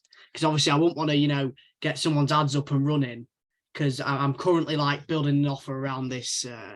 It's like a bum lift, and it's like a whole body transformation with like injections and shit. I don't know anyway. But I didn't know if that was against the terms of service, and I didn't want to run them if it was going to get, my account banned or anything. Yeah. Okay. Yeah. So I've never been in that niche myself, but I'm like 99% sure that before and after photos in that specific niche is not allowed. I think that's the case. Right. And you're thinking the right way, right? You don't want to do something like Facebook is very, very picky about like certain things, and they have different categories for your ads as well. For example, if in the roofing niche, there's different, like there's a housing category. There's also like when you create your ads, you can create different categories for your ads. I don't know if you've seen that. They have like a credit one or a housing one or whatever, and you can use that. I don't know if they have the one for health. I don't think they do. But the thing is that when you use those categories, they basically remove the option for you to choose. You can't upload zip codes for the targeting, and you can't select the age. You can only do 18 to 65. So I tried to stay away of, and so, for example, in our case, we cannot mention credit, for example, because if we mention the word credit in the ad, then they want us to be in the credit category, essentially. So basically the moral of the story is just to do your research and make sure that you understand what you can mention and what you cannot. And I would also use the Facebook ad library a lot and see if you can find competitors and just see exactly what type of ads they're running. I was literally just looking at that. Just before I asked that question, and I didn't see any before and after, but I saw some like body transformation pictures of people basically naked. So I'm assuming that I can. I mean, I don't know. I don't really want to take the risk in regard to it, but if there's quite a few other people doing it, I'll just have to do my research, I suppose. But yeah, and you can also, in the business manager, you can start a chat. You can do like a support chat with Facebook. I would definitely do that, and they can guide you in the right direction. Yeah, because that chat can, it's pretty good. But basically, how Facebook does is that they have like the support chat, and then they have like an internal, like the real support team, essentially. So it's like basically people you can talk to, but sometimes they don't know everything, so that you have to create a support ticket and wait and so on and so forth. But just be upfront. Tell them that you're in this niche and you would like to have as much information what you can say and cannot say. Right. And I would do that. I would check for competitors on the Facebook ad library, and I would also just search like YouTube videos, like health and wellness ads or something like that. See what you can find, what people say about it, what you can mention, what you cannot mention. Because on Facebook, it's very picky about certain words. So sometimes you can do like a before and after, but you just have to structure the ad copy. So you have to be a little bit sneaky about it sometimes, Right. Yeah, I get. Yeah, I appreciate that. Another question that I had. So with pretty much every sales call I've taken, the call goes like very smoothly through the entire presentation. And like, I kind of like to like link the spin questions through the presentation as I go along in a way. Okay. But I'm unsure whether to mention the contract immediately at the end of the call, or get them to, book another call, because I've just been booking them like on another call without a clear plan on exactly what I'm going to show them on that call.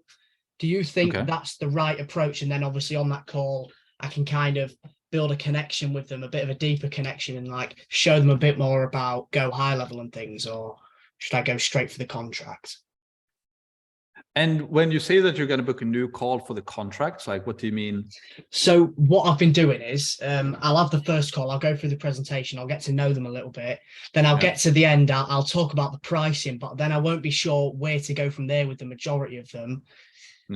So I'll just be like, you know, we'll arrange another call. And now I've got like 5, 6 people. Obviously I've closed 2. Yeah. But I've got like 5 or 6 other people that I've got a second call with that are interested, but I'm not really sure what to actually do on the second call, if you know what I'm saying. Yeah. So on the, like, they know the pricing right now, they know what you do, right?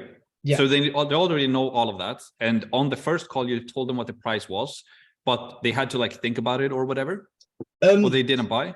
It was more the fact that a lot of them was busy and they wanted to know, I don't know. They just kind of wanted to have another conversation about it in a way. So they kind of did want to think about it. Yeah.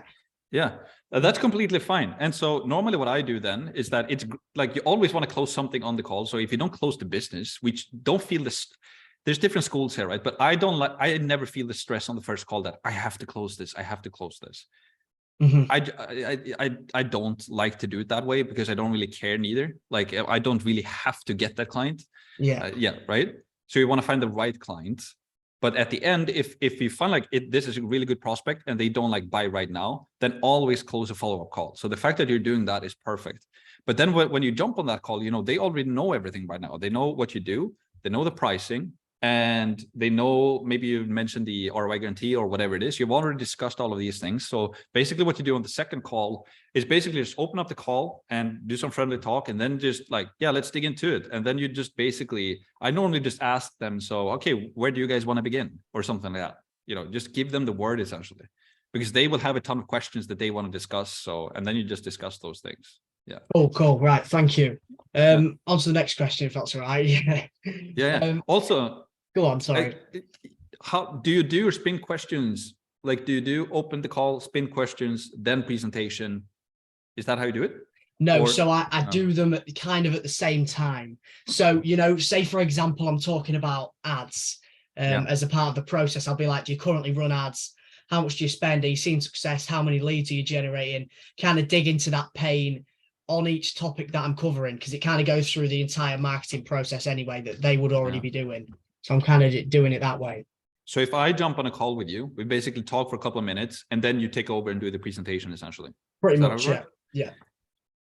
So if that's working for you, then obviously continue with it. But I would recommend that you start to spend like 10 to 15 minutes before you do the presentation, do the spin questions then.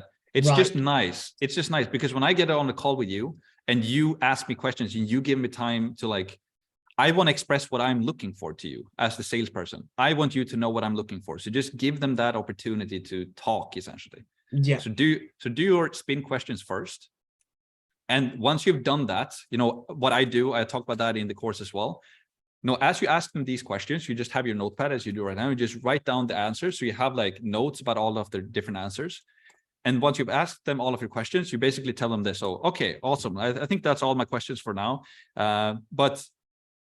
And then you basically walk them through everything that they have told you. Like, okay, so you start your business in 2017. You've been trying A, B, and C. You're being this, and this. And then you find your la, la, la. You basically go like retell their entire story back to them. And then you just ask them, is that right? Or did I miss anything? And then they will be super impressed because they will be like, oh, this guy understands me exactly right now. He knows exactly what I'm looking for. And then you can normally say, did I miss anything? And then normally we talk a little bit there. And once you're done, you're like, okay, perfect. Is it okay if I share my presentation to you and tell you a little more about what we do? And then you do the presentation. Great. Yeah, I'll definitely try that as well, because I think in a way, then you can, I think I read something about it's called like the doctor framework. So you're kind of like understanding their situation, then you prescribe a solution. Yeah. And look, it's not like salesy at all. It's like, I want you to know what I'm looking for, because they want leads and marketing, but maybe they have something in particular that they don't want or that they do want. So all right. Thank you. And one last question, if that's all right. So, yeah.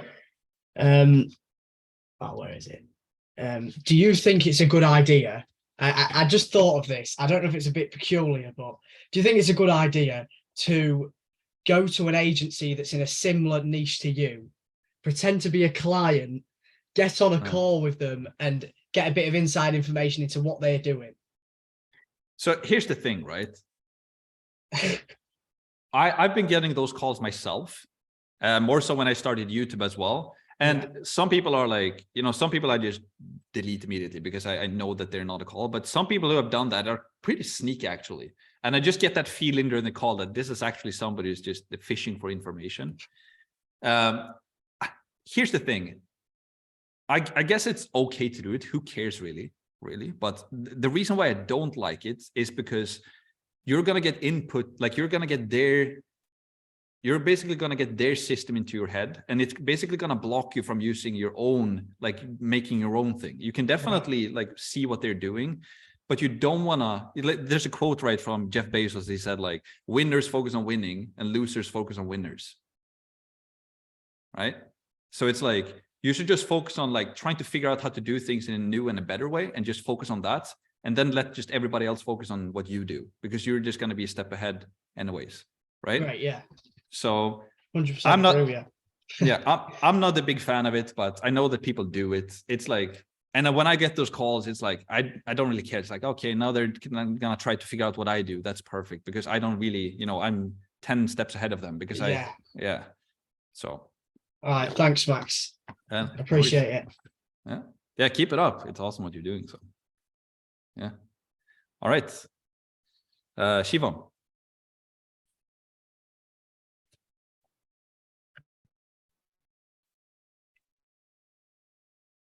Basically, I just wanted your personal like shoes. So basically, can I just brief you what I'm going through right now? Yeah.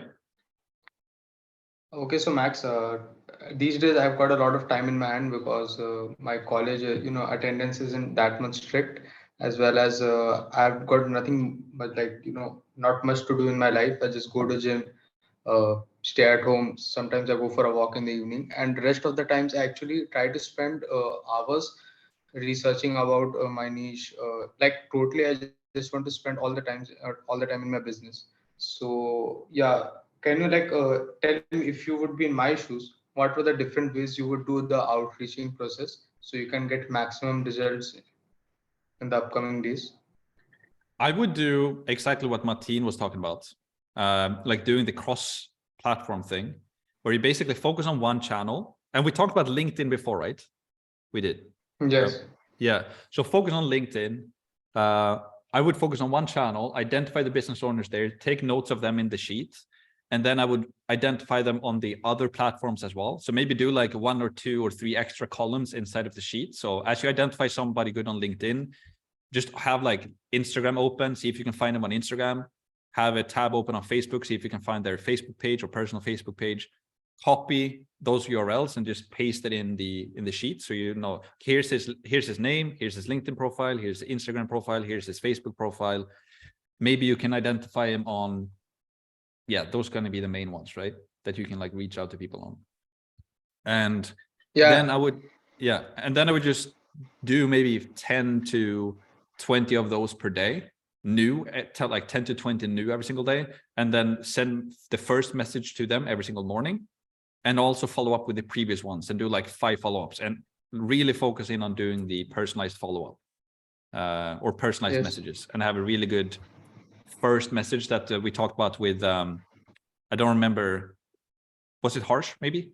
Where we went through the actual outreach message, to have one good first message where you do like hi name, personalized first line, do some type of compliment so that they know that you actually have checked them up, a quick pitch, risk reversal, and then a question at the end, and then follow up with new. When you follow up, always do it personalized and do a quick compliment as well when you follow up. Yeah. So that's basically. So Max, it really doesn't matter the platform you're trying to say that, no? Like Really? It doesn't really matter if I'm outreaching them on Facebook, Instagram, or even if I'm doing a cold email with a personalized message. Yeah, it doesn't really matter. Like it's just different platforms where people spend their time. So if LinkedIn is best for your niche, then use LinkedIn initially. If you find it easiest to find new business owners on the LinkedIn Sales Navigator, then just continue to use that. Or if you have a process for cold email, then use that. So yeah. All right, thanks. And one more thing, if you were in my shoes and you had like all of the time in the day, how many prospects you would be reaching out in a day? So here's what I would do. I would first of all make sure that you have an evening routine, right? Because tomorrow really starts like if you basically have a routine for the night so that you get to sleep and that you have a good night of sleep. You don't watch your phone like up until you go to sleep. So like wind down, basically do the wind down routine that Gio talks about and all of that. Do that in the evening, review your goals, go to sleep, wake up in the morning, and then do your morning routine. And then you then you do deep work for like 3 to 4 hours. So maybe you start work at, I don't know, 8 or 9. Let's say you start at work at 8 and you do 3 to 4 hours of deep work. So you work from 8 to like 11 or 12. And then you just do your work from 8 to 12 and you do really, really good work for 4 hours. You just focus and do focus work for 4 hours. And then once you're done with that, you can feel like you've completed everything for the day essentially. And then you can do some more work for the rest of the day if you want to, but at least you've done the deep work for 4 hours. Because then it feels good. Then you're like, oh, now I've done that. Now I'm like done for the day.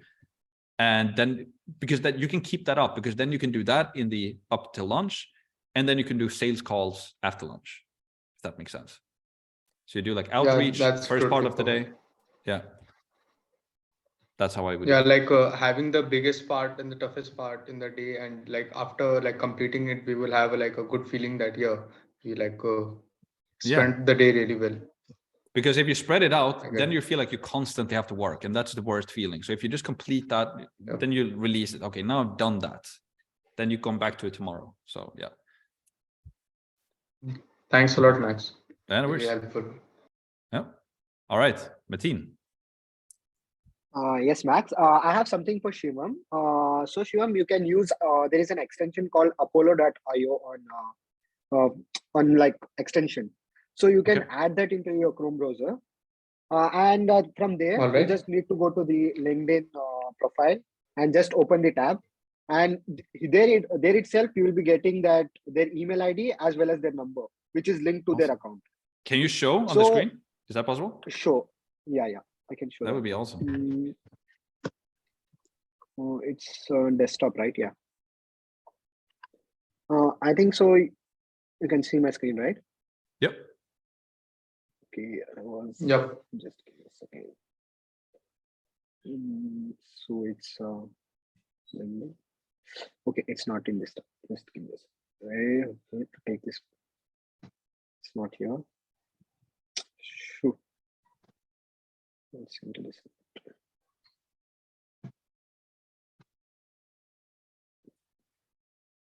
Yeah, looking nice.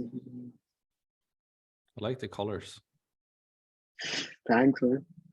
So it's red and black and so this is the one you're talking about. Yeah. So you're going here. So there is an extension here, and just click here. They get your number, and here you will be getting their email ID. Just you can do cross-platform retargeting here. I am just sending them. Like, Oh, so you can get the details without even being connected to them? Yeah, I also do the DM here, DM in the email, and also do cold calling. I have someone in Canada who is doing cold calling for me. Nice, so that because my accent is not so good in English, so he's a native English speaker, so he's doing the cold calling for me. Cool. So that one more thing. Yeah. Are you actually getting results from that prospect which you have hired from Canada? Yeah, I just got one book appointments, like as I said them before. It was brought by him itself, who is doing me the cold calling. I am giving him the call numbers. I just sent him this extension, and he also have the same extension over here, and he's bringing around like there are 100 pages. So just think about that, how many emails you'll be having, how many numbers you'll be having every day. Nice. Does this work with, yeah, sorry, go ahead. Yeah, but you need to send a request over here, like just for this. And like for an example, let me show you again. So request mobile number from Apollo. As soon as you click here, you'll be getting the number. Oh, It's from +91. So it's from India, someone from India, because I haven't added the location. And you can just like add the location here, show the results. Yeah, I got it. That makes very easy for us. Even this works in the Sales Navigator also, not just yeah, in, okay. That was my question, if it works in Sales Navigator. yeah, it also works in Sales Navigator. Right now I'm using it. Just let me show What you is that. Sales Navigator? Sorry, I've never heard of that before. I don't. It's said by Max, right? Here, Max have explained it in his course. Yeah, it's basically a yeah. You can explain it, Martin, if you want to. Sales Navigator is something like we can just get the owners. We have specific who is the owners of the course. Like sorry, cool. companies. Oh, Yeah, It's just basically need a to go to lead the- generation source in LinkedIn. That's it. Well, Yeah, I so- use Phantom Buster, if you're familiar with that. Then, but I don't actually. Majority of the time, I don't actually get the owner's name. I kind of just call them blank and ask for the owner. So that might be something. Is it? Do you have to pay for it or? Yeah, it's $70 per month. Right, Yeah, right. but previously it's like 1 month free. So you Oh, is it can only get for it LinkedIn? Is it only for LinkedIn? Let me check here itself for Jim, right? I think LinkedIn is like 60 or 70 bucks, or like 58 bucks per month or something like that. Hey, sorry. So How much like, is here Apollo, by the way? Apollo's free. it's I totally think. free. It's Yeah. totally free. Yeah, I've got that one. Really? That's great. That's pretty crazy. And also there is one more thing. Yeah, it's help. Even here you can just find out, like this is similar to Google. Just go here, kitchen remodeling, London, Ontario. So even here you can get the email address for an example, Royal. Here I'm getting their phone number, email Yeah. address. Sorry, not email address there. This one. So I just trying to figure out as many as ways I can just target them. That's it. Do you quick question? Do you scrape leads off Google Maps and contact them through there, or have you not tried that yet? Sorry, I didn't get you. Do you Most of the time they're gatekeepers, man. You know. Well, I mean, there's ways around it, definitely, and I'd say 70% of the time the gatekeeper answers, 30% of the time it's the owner. But if you actually send an SMS message, you actually 9 times out of 10 go directly to the owner's number. So yeah, but there are many chances that you don't go into directly into the owners, because there are many pages over there that is from agencies, not from the owners. If it is the owner's number, that's well and good, because we are directly contacting to the owner. But if it is the agency, we can just say them that, yeah, if we are doing cold call, can I just talk to who's in charge for marketing? Yeah, that's what I do. So I come across as quite arrogant when I'm on the phone to a gatekeeper, to be honest, because they're sat there going, "Why are you calling?" I'm going, Yeah. "Oh no, it's all right. It's a personal inquiry that I want to make sure I speak specifically to the owner about. Can you just get them to call me back if they're interested?" They're like, "She's not going to call you. She's not going to call you. Tell me." And then 10 minutes later, I'll get a call back from the owner because they're that intrigued at what I've called for. It's a great way to do it. But I mean, I have a bit of an argument with the receptionist in the process, but. That's cool, man. So these are the two things you can, and also there is something called Friend Connector Pro in Facebook, I guess. I haven't used it yet, but I just need to start doing it. Like there is some extension called Friend Connector Pro for extension for Facebook groups. Sorry, Facebook friends. It directly get connected with many Facebook friends, I guess. I don't know much about it. And basically, Max, I have a question for you. Value bombs, by the way. Thank you for sharing. That's awesome, man. That's really cool. You have shared so big thing in the course for free. Why can't I share a small thing? Yeah, that's awesome. So is it important to have a agency page like in this social media, like in LinkedIn, Facebook and all? Is it important? You mean on Facebook and LinkedIn, or? LinkedIn, Facebook, Instagram, social media page. It's free to create, right? I wouldn't say that why not? Like, we have it for our agency, but I've done some ads from our agency page on Facebook. On LinkedIn, you must have a LinkedIn page to do like retargeting ads. So we have that for that as well. But, you know, we don't really do a lot of like organic content on our pages or anything like that. We just have it there so that it looks good. So if they want to check it out, they can see that they're there. We can link to it from our website essentially.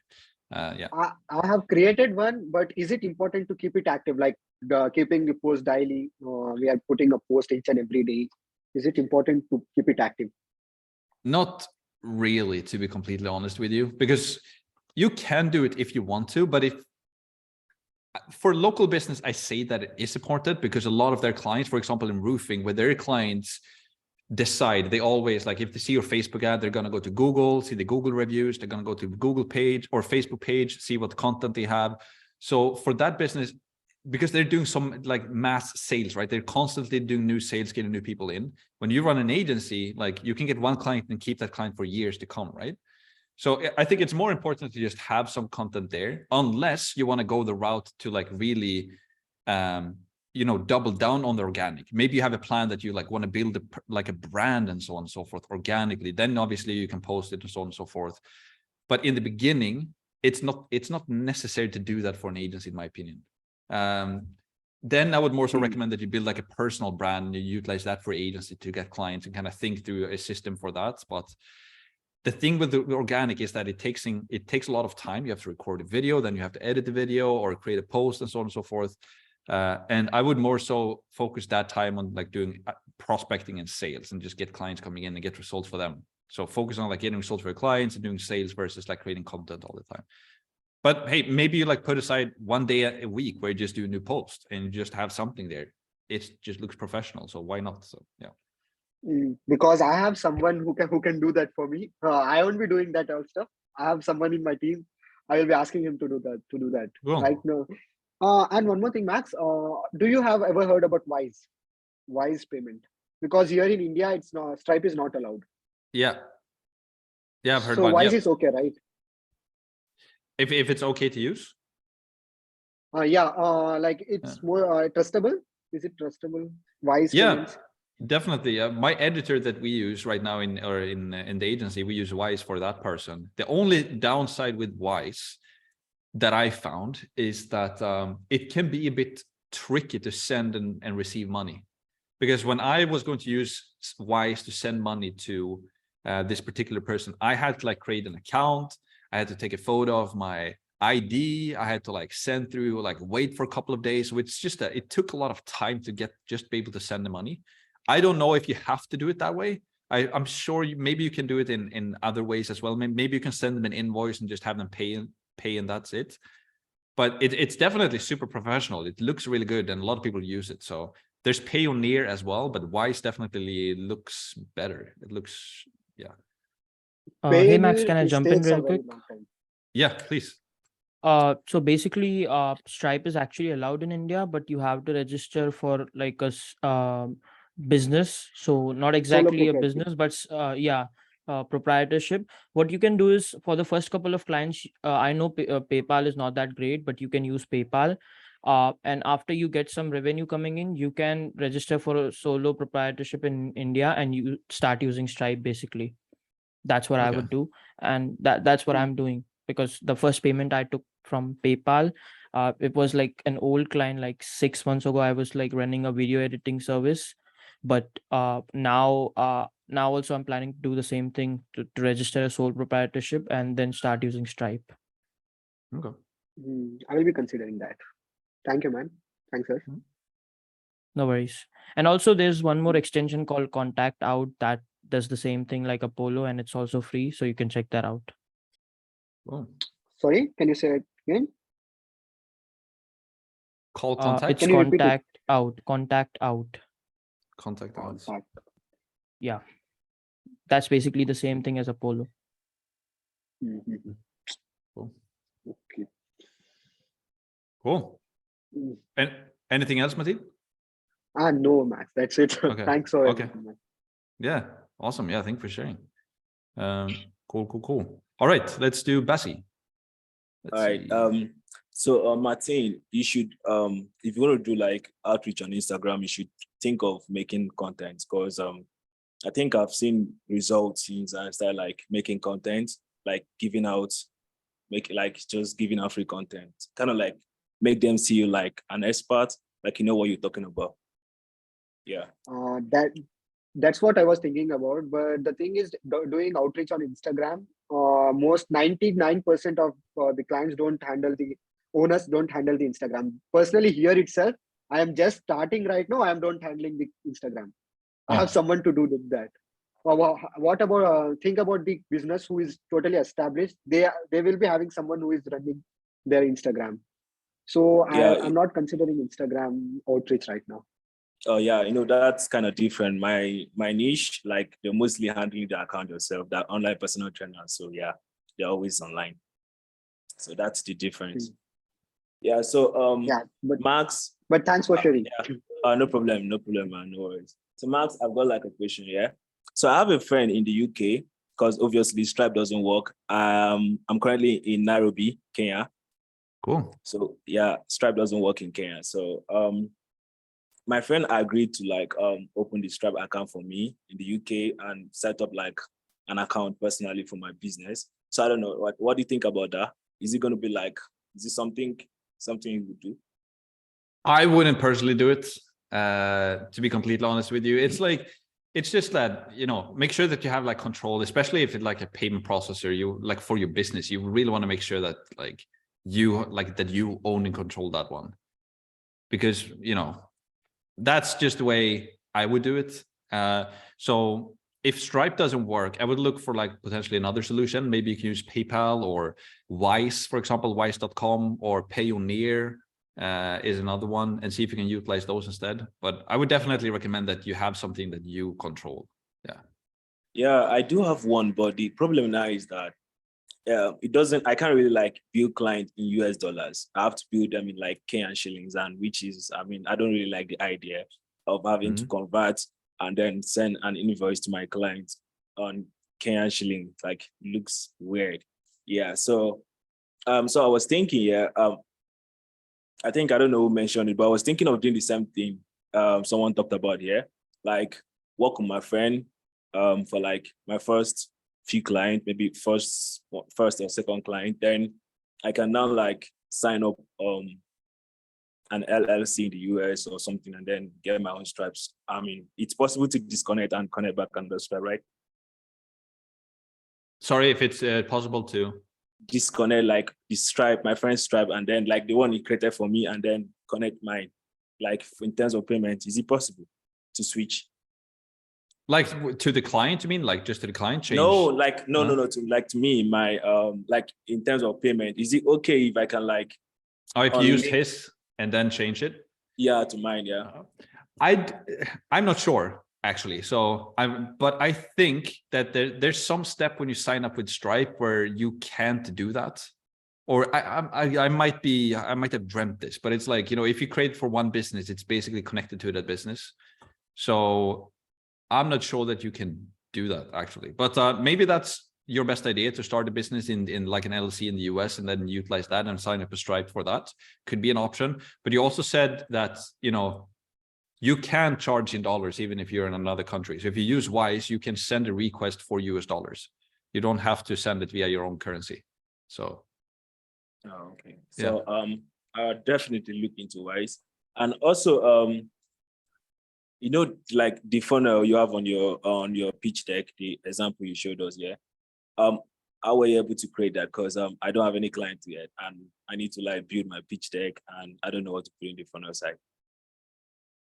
Sorry, so if you, so I don't know what to put on the funnel side of my website, on my pitch deck, because I've never like done any. I don't have clients yet. In like the VSL funnel in the video, you mean, or in the actual pitch deck? Yeah, the pitch deck, and both the pitch deck and the VSL. So if you don't have client results, you don't really need it to. It's good if you have it, but you can still do a really good presentation without it. So if you don't have it, I would just do the entire pitch deck, but remove the results part of it, essentially. So you just I did that already. Yeah. Okay. Yeah, I did that already. So I'm like the funnel part of it, where you get to like talk about the 3-step marketing. Do you understand? Like after the YouTube ad, then the funnel. So like I don't have anything like to put there. That's what I mean. But you can basically just do that in pitch deck. Like, here's what the system is going to look like, because you can basically copy the exact one that I have in my video that, you know, we're going to do YouTube ad, and then we're going to do to the funnel, to the booking page. And then it's basically, you do your sales calls, we do the targeting, and we also have this high level software that we're using. So basically do that and focus on that part of it. And then there's extra slides, right, where I talk about, you know, after the YouTube ad, or in my case, the Facebook ad, I talk about like, here's what the Facebook ad is going to look like. You don't know that yet, right? But if you don't know that yet, you can just skip that part and just kind of give them the overview of kind of, this is what the system looks like, and here's kind of how it works.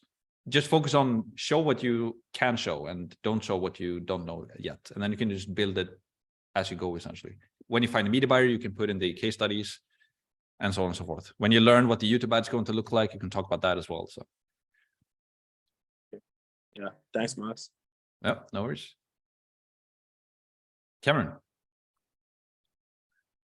Hello. I had a quick question, because obviously I've just onboarded a client, and I'm going to be running ads for them probably this Monday.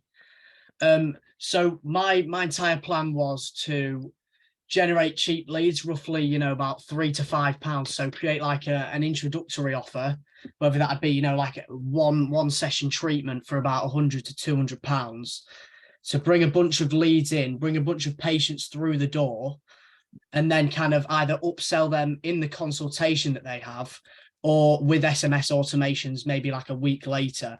Now, this client doesn't offer any low ticket treatments. She literally purely offers packages, and she wants to sell in the Facebook ad initially like a £2,000 treatment, pretty much, which is like an entire body transformation without having to undergo surgery, pretty much. Now, obviously included in my guarantee was, you know, I'm going to get you 15 appointments. With the price being higher, I know the leads are going to cost a lot more. Therefore, if she wants to get that, she's going to need to spend more than £15 a day on Facebook ads. But I know obviously you have experience with higher ticket selling through the Facebook ads. Do you think it's doable to, you know, get, you know, roughly 10 patients spending about £20 a day through that? Or do you think she's going to need to increase the daily budget in order to achieve that? Okay, so you basically came to her to one offer, like, you want to do this, and she was like, no, I want to sell this high ticket stuff instead. And now you're trying to figure out if it's possible to like help her to get those results for the budget, essentially. Well, pretty much, yeah, because pretty much every medical spa sells like, you know, a single session package, like an introductory offer. And if they don't, then I'd create one. She doesn't. She purely sells higher ticket treatments only, like £800 minimum. So yeah, I'm going to have to run ads around the high ticket things. So the upsell is kind of out the window. You've kind of got to, you know, sell them on the high ticket immediately. But she's got a really good offer on at the minute that no other medical spa has. So I kind of think she's got that edge at the same time. So I like that. I much rather like run ads for a higher ticket offer. It's like, I think it's better if you make one sell, so you're just making money back quicker as well. But here's something that I don't know if you've told her about that, because I kind of got the feeling that she wanted to sell this thing in the actual ad. Was that what she told you? Or you said that she wanted to like pitch this thing directly in the ad? So the plan is basically she doesn't really, she knows marketing, but she doesn't know like what I plan to do with it. And basically what I was planning to do is create like an offer, you know, give it a unique name, because I have some copywriting experience. I kind of know how to do that. Like, you know, a bundle treatments together and things, but she's got a great offer. She kind of offers a lot of things that a lot of different medical spas don't. But it was kind of like, you know, claim your voucher to get a spot on this like body transformation. And then from there, obviously, I'm going to nurture the leads, call them and book them in. Yeah. That's pretty much like the entire process. Yeah, because something, and I'm sure you're aware of this as well, but this is something that I tell clients sometimes as well that you can bring up to her, is that, you know, in the ad, the only thing you're trying to sell on the ad is the click. Yeah. Have you heard this? Yeah. Have you heard this before? Yeah. So you're only trying to sell the click in the ad on landing page. You only want to sell the lead or get the lead. Then, or you only want to sell the appointment, actually get an appointment. And then on the actual appointment is when you actually sell the actual product or service, right? So it's really good if you can, what I would focus on with this is to have a really good front-end offer that's something cheaper or something that's for free, like a free consultation. It's a good idea, actually. Either like a free consultation, or if you can like give them something, you know, normally we sell this for like $100, but you get it for free, or like have something like a really, really good offer in the ad, because basically you want to get as many clicks as you can. So you can go to her and just tell her this, like, we're only trying to sell the click in the ad. What can we give them in the ad or sell them in the ad so that we can get as many clicks as possible? And then we try to, from there, we get them to an appointment, and then we just try to generate as many appointments as possible. We give them the free gift or whatever it is. They get access to that or to the free consultation. And then on the consultation, that's where you sell this higher ticket thing. And then you have that in the sales process where you sell that thing. Right. However, yeah, I wouldn't mention only the free consultation necessarily in the ad, but try to do like, you know, try to spice it up as I do in my ads, where you have like we have like a special program, and we are only looking for X amount of people for this specific program. Now it's more exclusive and you have scarcity and urgency as well. Maybe you can write something like, you know, this month only, or it ends, you know, something like that. So just get as many people to come through as well. And yeah. So do you think, right, because obviously she's doing like a 50% off at the minute, and it's not just like a body transformation. She's doing like, there's a numerous different treatments involved, and she does like an aftercare package as well. So I was thinking of kind of bundling that together, highlighting the fact that obviously it's a scarce challenge. Obviously there's like, she can only take on XYZ amount of people, an XYZ time frame, and then kind of push people through that way and emphasize the discount. But I like the fact of the free consultation. It's just obviously then she said she hates sales. She wants us to basically sell it. Yeah. You know what I mean? But it's like a fisherman going out and saying that they hate like water or something. You know, it doesn't make sense. Yeah, I run a business, but I hate sales. It's like, okay, then, but I get her. It's like but there's no magic. You know, if you just go back to basics, like what is a lead? A lead is basically just someone who raises their hand and is like, yes, I'm interested. And when you run an ad, you just want to have something that as many people like, yes, I want that. The barrier of entry is very low. It's no risk. And there's something of value that I want this actually, right? So talking about a high ticket service and getting 50% off and talking about that too early in the ad, it can be a bit risky in that way, because it's a high barrier of entry. It's like, no, I don't really want to do this big program for $1,000 or whatever.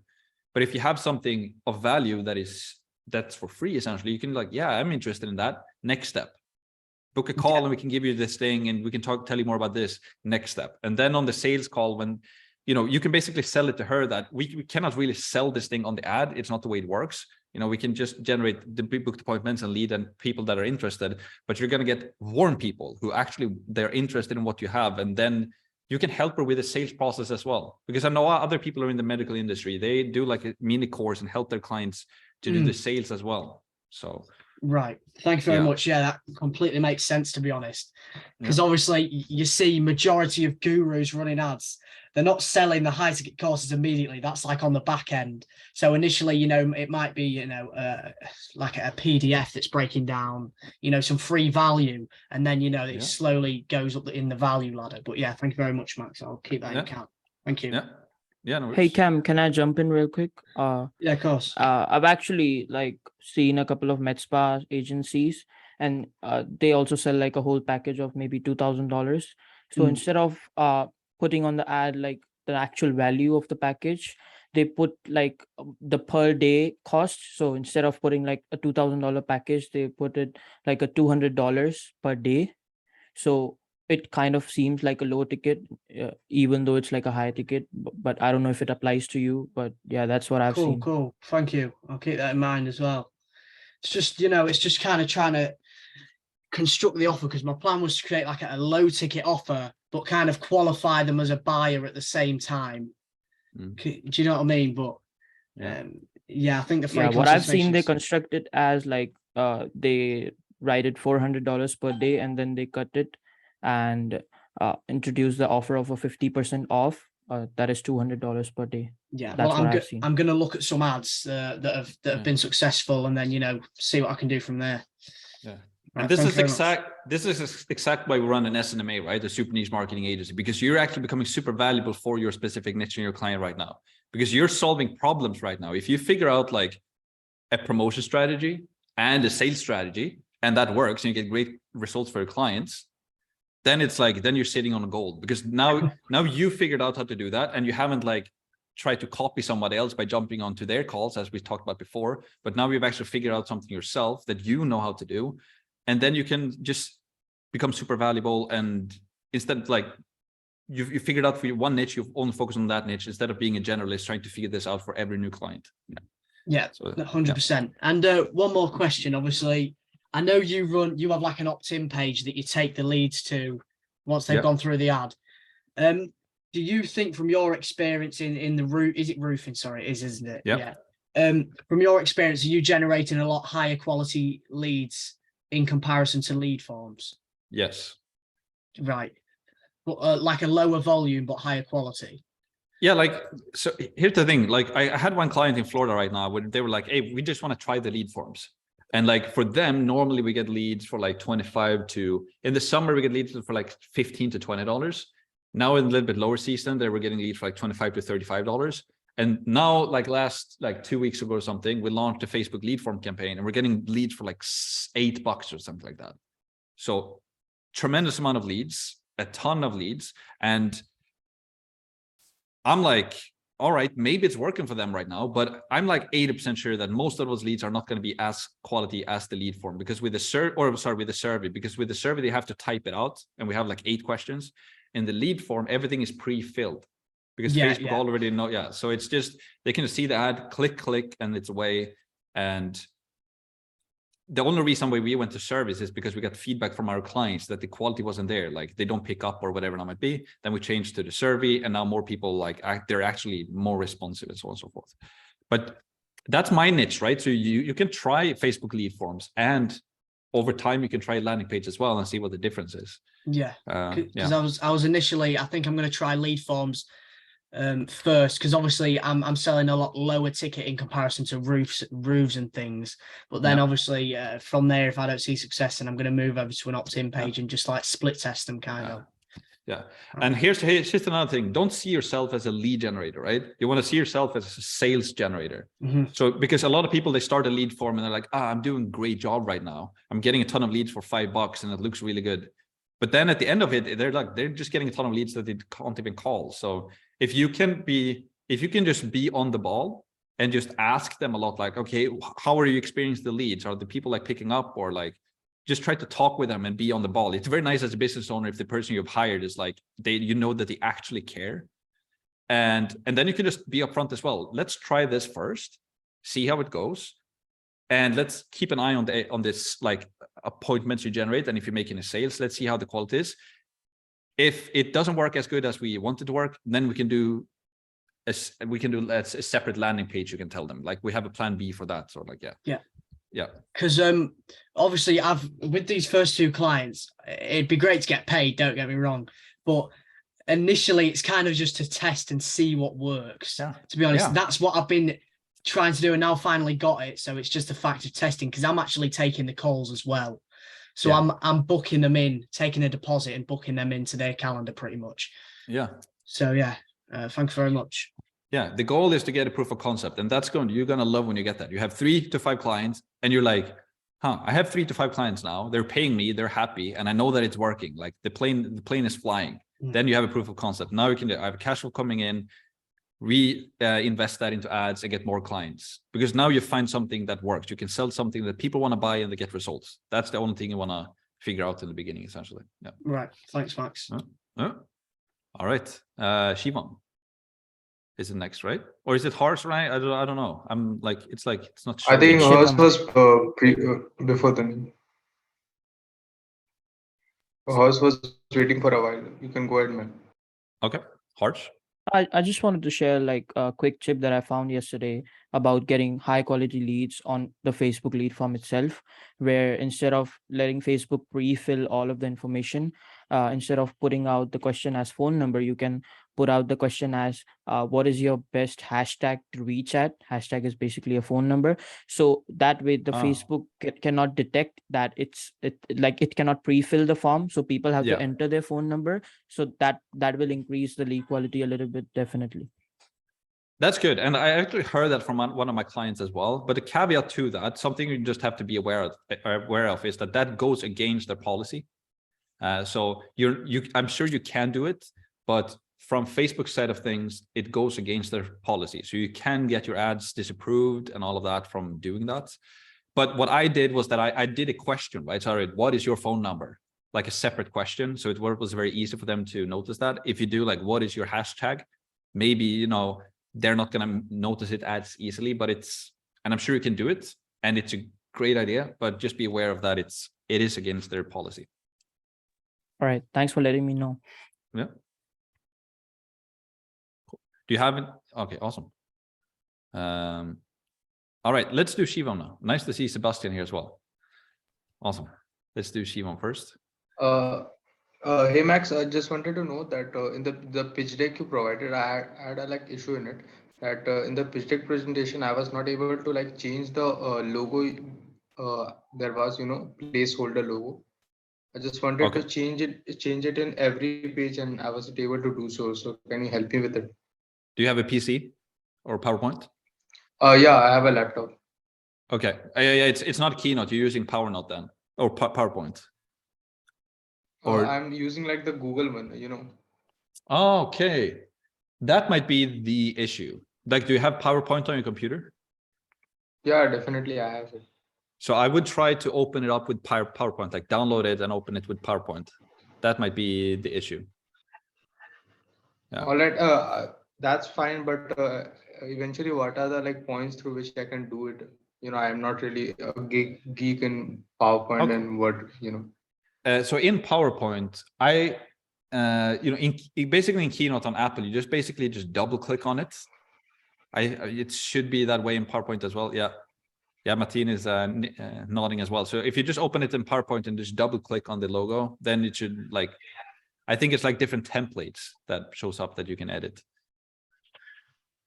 All right. I was able to edit the logo in the first page, the presentation page, but after that I wasn't even able to click on the logo, Yeah, it's because it's in a template essentially. So on the first page, the logo, the image is just there. I just placed it there, but the other ones are templates. So yeah. Try PowerPoint. So I actually was able to do it. Yeah, go ahead. Yeah, go ahead, man. Yeah, I was actually able to do it in Google Slides also. If you want, I can share my screen if you're okay with it. Yeah, definitely, man. It would be really helpful. Let's Max do. Is okay with it. Let's do this. So oh yeah, if you can show it super quick, that's fine. I'm just don't have too much time left, but yeah, sure. Let me just. So what you can do is this is the pitch deck in Google Slides. Once you open the presentation, this is my logo, so it's a P. So what you can do is you can select that and put your own logo, and you just copy that and paste it into every slide. That's what you do, and it will be pasted at the exact same position. That's basically quickly what it does. So yeah. But what do you do with the previous image? How do you remove the previous one? I just select it and delete it. I was not also opening it in. Yeah. That's it. Okay. But Max, I was not able to actually click and delete it, I think I have to edit it in the whole presentation, maybe. Yeah. I'm not sure. Does anybody know what to try? Yeah, Shivam, I'll DM you the solution in Facebook, all right? Yeah, definitely, man. I've sent you a friend request. Yeah. Okay, cool. All right, let's do Sebastian before, and then Basi. So, because we haven't had Sebastian yet. Hey guys, how are you? It's good. Yeah, I just want to have a quick question right now. So what I've noticed is that I've come with COVID right now, so my voice is a little bit. That sucks. Sorry. Yeah, it sucks. I have a client right now that in the past weeks, me running ads, I've seen that she's a little bit amateur with handling the leads. So yesterday I had like a emergency reunion to see what's happening, what's going on, and using my own like real estate knowledge because I'm a real estate agent myself. I was like mostly coaching her like for 2 hours about what to do exactly with the leads, because I thought that maybe only solving like marketing problems is not going to help her business if the sales part is not figured out. So my question is, where is the line that defines like you have to help them with the sales or the entrepreneurship part or the marketing, as how far can I be, because I have to focus on other clients as well, and maybe focusing on better clients. I don't know. That's my doubt right now. Did she like the sales training? Huh? Yeah. Did she like that? I think that maybe I coached her a lot. I think it was pretty good. I actually enjoyed it, but I was thinking like the time I put it into it, maybe I should start like maybe I created even a sheet with a lot of instructions for her and for maybe the next clients that join me to make better practices or best practices of real estate. But maybe it can help. The thing I did with her can help other clients in the future. So maybe I can start working on that as well. I even thought like maybe I can bring a coach to my business. Like I bring media buyers to help with the marketing. Maybe I can bring a coach to help with the sales part, and they do like a round or like a very complete service, even going a little bit further on that. Here's what I think that you should do, because the unique thing about you is that you've been in the niche and actually know how to run the business. Not only, you're not like a marketer like myself helping roofers and I just know the marketing and I've never done roofing sales in my life, but you actually know the sales for your niche, and that's gold. But the downside is that you don't want to do the calls because it takes a lot of time essentially, right? So here's what you should do. Yeah, so here's what you should do, because you have high level, I assume. Yeah, sure. You can create a course in high level. So you create like a mini course, like for free. So that's included, right? So create like a mini course about sales. And then when you onboard a new client, you tell them basically that here's my, we're not only, because you can have that in your pitch on your sales pitch deck as well, that, we're not only going to help you generate leads, but we have a complete sales training as well. So you can just do like 5 to 15 sales videos and do like a sales training that they go through. It's going to be worth a ton to them essentially. So that's what I would do. I did that, but like high level tutorial, like setup, something like that, like 5 or 6 videos, very quickly how to handle conversations and opportunities, and all the pipelines. But maybe I'm going to start doing that with the sales as well, because and like lead handling, right? Yeah. And don't do it too, you want it to be very efficient, right? But you don't want too much content in there. So really like think it through. Like you can use like a Trello board. That's what I use, if you know what that is. Like really like plan out the course, like, okay, how do we do sales? Start from the beginning and maybe do like 5 to 10 videos on sales, like how to handle the meeting or how to handle the lead, how to handle the appointment and the sales, like as much as you can. That's going to be super valuable. So awesome. Yeah. Thanks. Cool. That's a great idea. Like that's even more value to your clients. So yeah. Cool. Thanks you.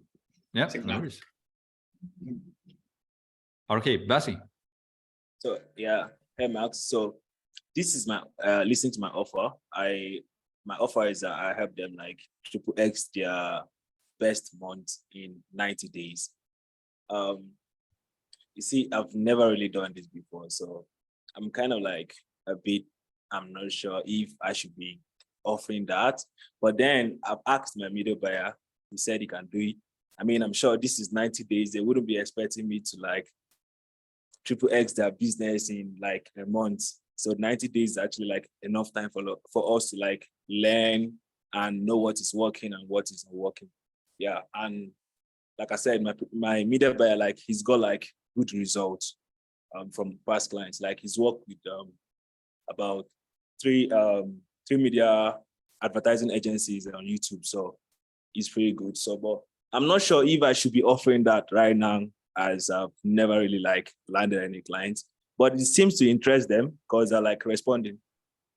And what was the offer you said? Like in 90 days, you would 90 days out, triple X their best month. triple X their best month. Yeah. So that's, it's a bit weird in a sense, because if it's a business making like a 1 million a month and you're going to triple X that, it can be tough, right? Or if it's a smaller business for that matter as well.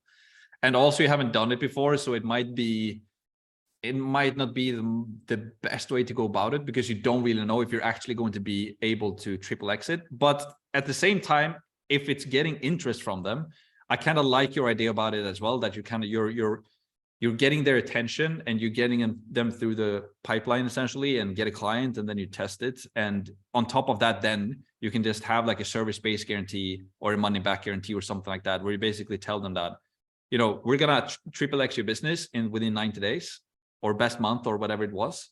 And if you're not happy with our results after 90 days, then we're gonna work for free for a month or something like that. Yeah. Something like that. Yeah. Yeah, that makes sense. But what I was offering them, like, you don't really have to pay us, because I was thinking of charging them like a setup fee of like maybe $500 or $1,000, and then they get to like pay our retainer after we get them like a number of lead. So about the offer, yeah.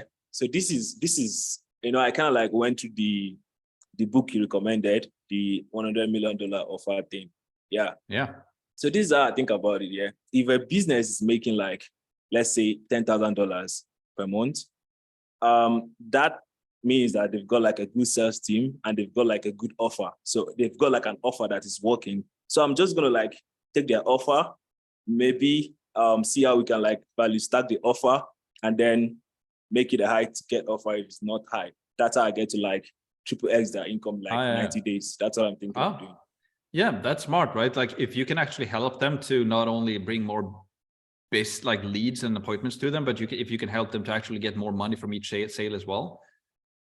If you, for example, if you're somebody like Sebastian, for example, who's actually been in the real estate niche, that might be easier for him because he has been in the business, but you haven't been in the golf business, but maybe you know about how to do it in the gym niche. I'm not sure, but yeah, that's smart, right? That's not bad at all. So there's different ways you can go about like tripling X their best month. You don't only have to bring them more leads, but you can actually help them to increase or make their offer better. Yeah. You just have to figure out how to do it. Yeah. Okay. So also I want to ask, yeah. I was like, I heard about like, there's a way you can do like prepared booking. So your lead, they get to like paying a certain amount just to like get them to like show up for the meeting. I don't really know how that is done. Do you have any idea? Okay, so you get paid for every appointment that you generate, essentially? No, not me. Like the clients, the lead, they get to like prepay for their bookings, so they get to like just to encourage them to show up, something like that. I know what that is, because I'm actually doing the same thing. So you can use like Stripe payment links to like it's like integrated on Go High Level. That's what I'm going to do. So how does that work? How do you offer them? Yeah, I don't know. How do you do that? So I've written out like a script. It's basically like you like qualify them on what they're buying. What niche are you in again? Sorry, golf coaching or something. Yeah. So it's basically like, we take, an XYZ deposit to lock in your appointment, to save a hassle for our team. I'll send through the payment link now, and I'll stay on the phone if you have any inquiries. And this is just so we can lock in your appointment and make sure you turn up. Somewhat along the lines of that. Anyway, that's what I'm doing. Yeah, that's pretty big in the medical space, right? I've heard people about that as well. Yeah, I'm not sure if it would apply for golf coaching, but in medical spas, a lot of people do it, so it's kind of like the norm. So, okay. Thanks, man. No worries. Cool. Yeah, that'll be all. Okay, awesome. All right, let's do Chivon.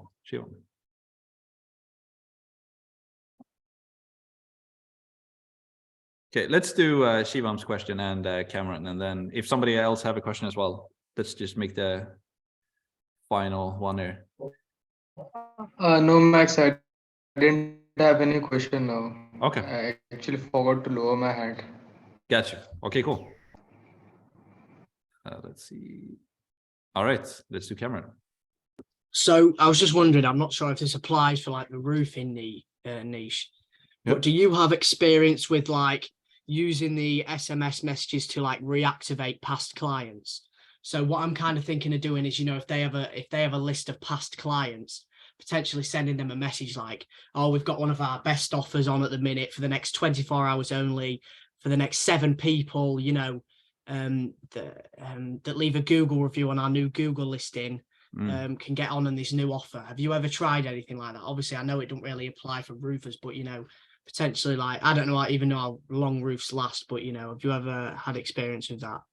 No, like we've done it for like one client a while ago, but we like, it's actually good that you mentioned this because we can do this a lot more because it's super duper valuable. And a lot of clients are just sitting on a huge list that can be worth a ton of money.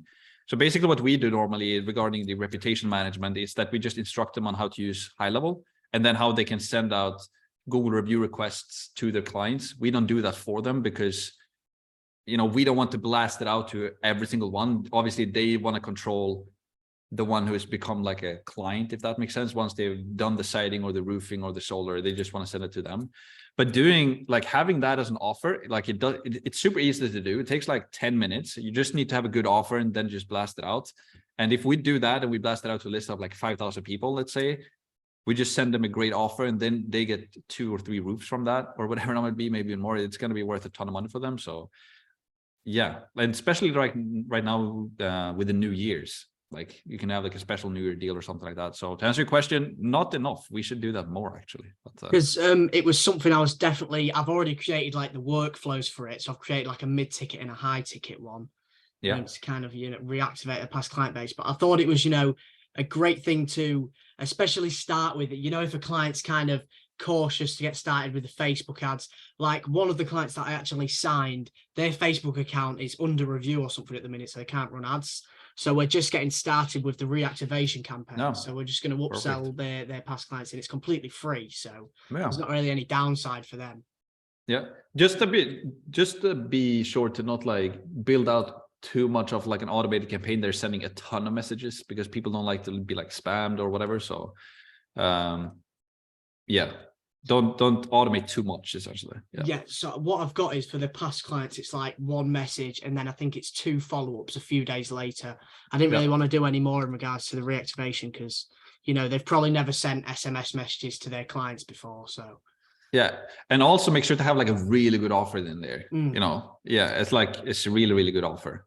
Best case scenario, you can have something where you might not make as much money on that specific offer, but you get them through the door, you can send them the $2,000 product. Maybe that's the plan. Yeah, that was the plan, because obviously if they've already been in and worked with them beforehand, the report's already there. So I was thinking sell them on like a package to you know, increase their retention as well, like you know, maybe like 5-10 sessions in one, so you know they're kind of tied to that as well. That's what I've been looking at. But yeah, thank you.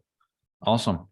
All right, let's round up the call. And awesome, 2.5 hours. The SMMA contest is still live, right? So, and then for the December 17th, I might have to change that to the 16th or for the 18th. I will have to see, but more information on that later. Keep taking like ton of action. Nice to see some more people in here today as well. I think the discussion was awesome. So just keep on crushing it, take more action. Let me know if you have any specific questions and feel free to message me as well. But definitely it's easiest to communicate with you on these calls or in the group. And yeah, super thank you very much, stuff. Max. Yeah, thank you guys. I'm going to close another client next week and I'm going to post it. That's a promise. Let's do it. See you later. Awesome. I'd love to hear it. Okay, we talk soon. Take care. Take care. Bye. Have a nice day. Thanks for everything. Thank you guys.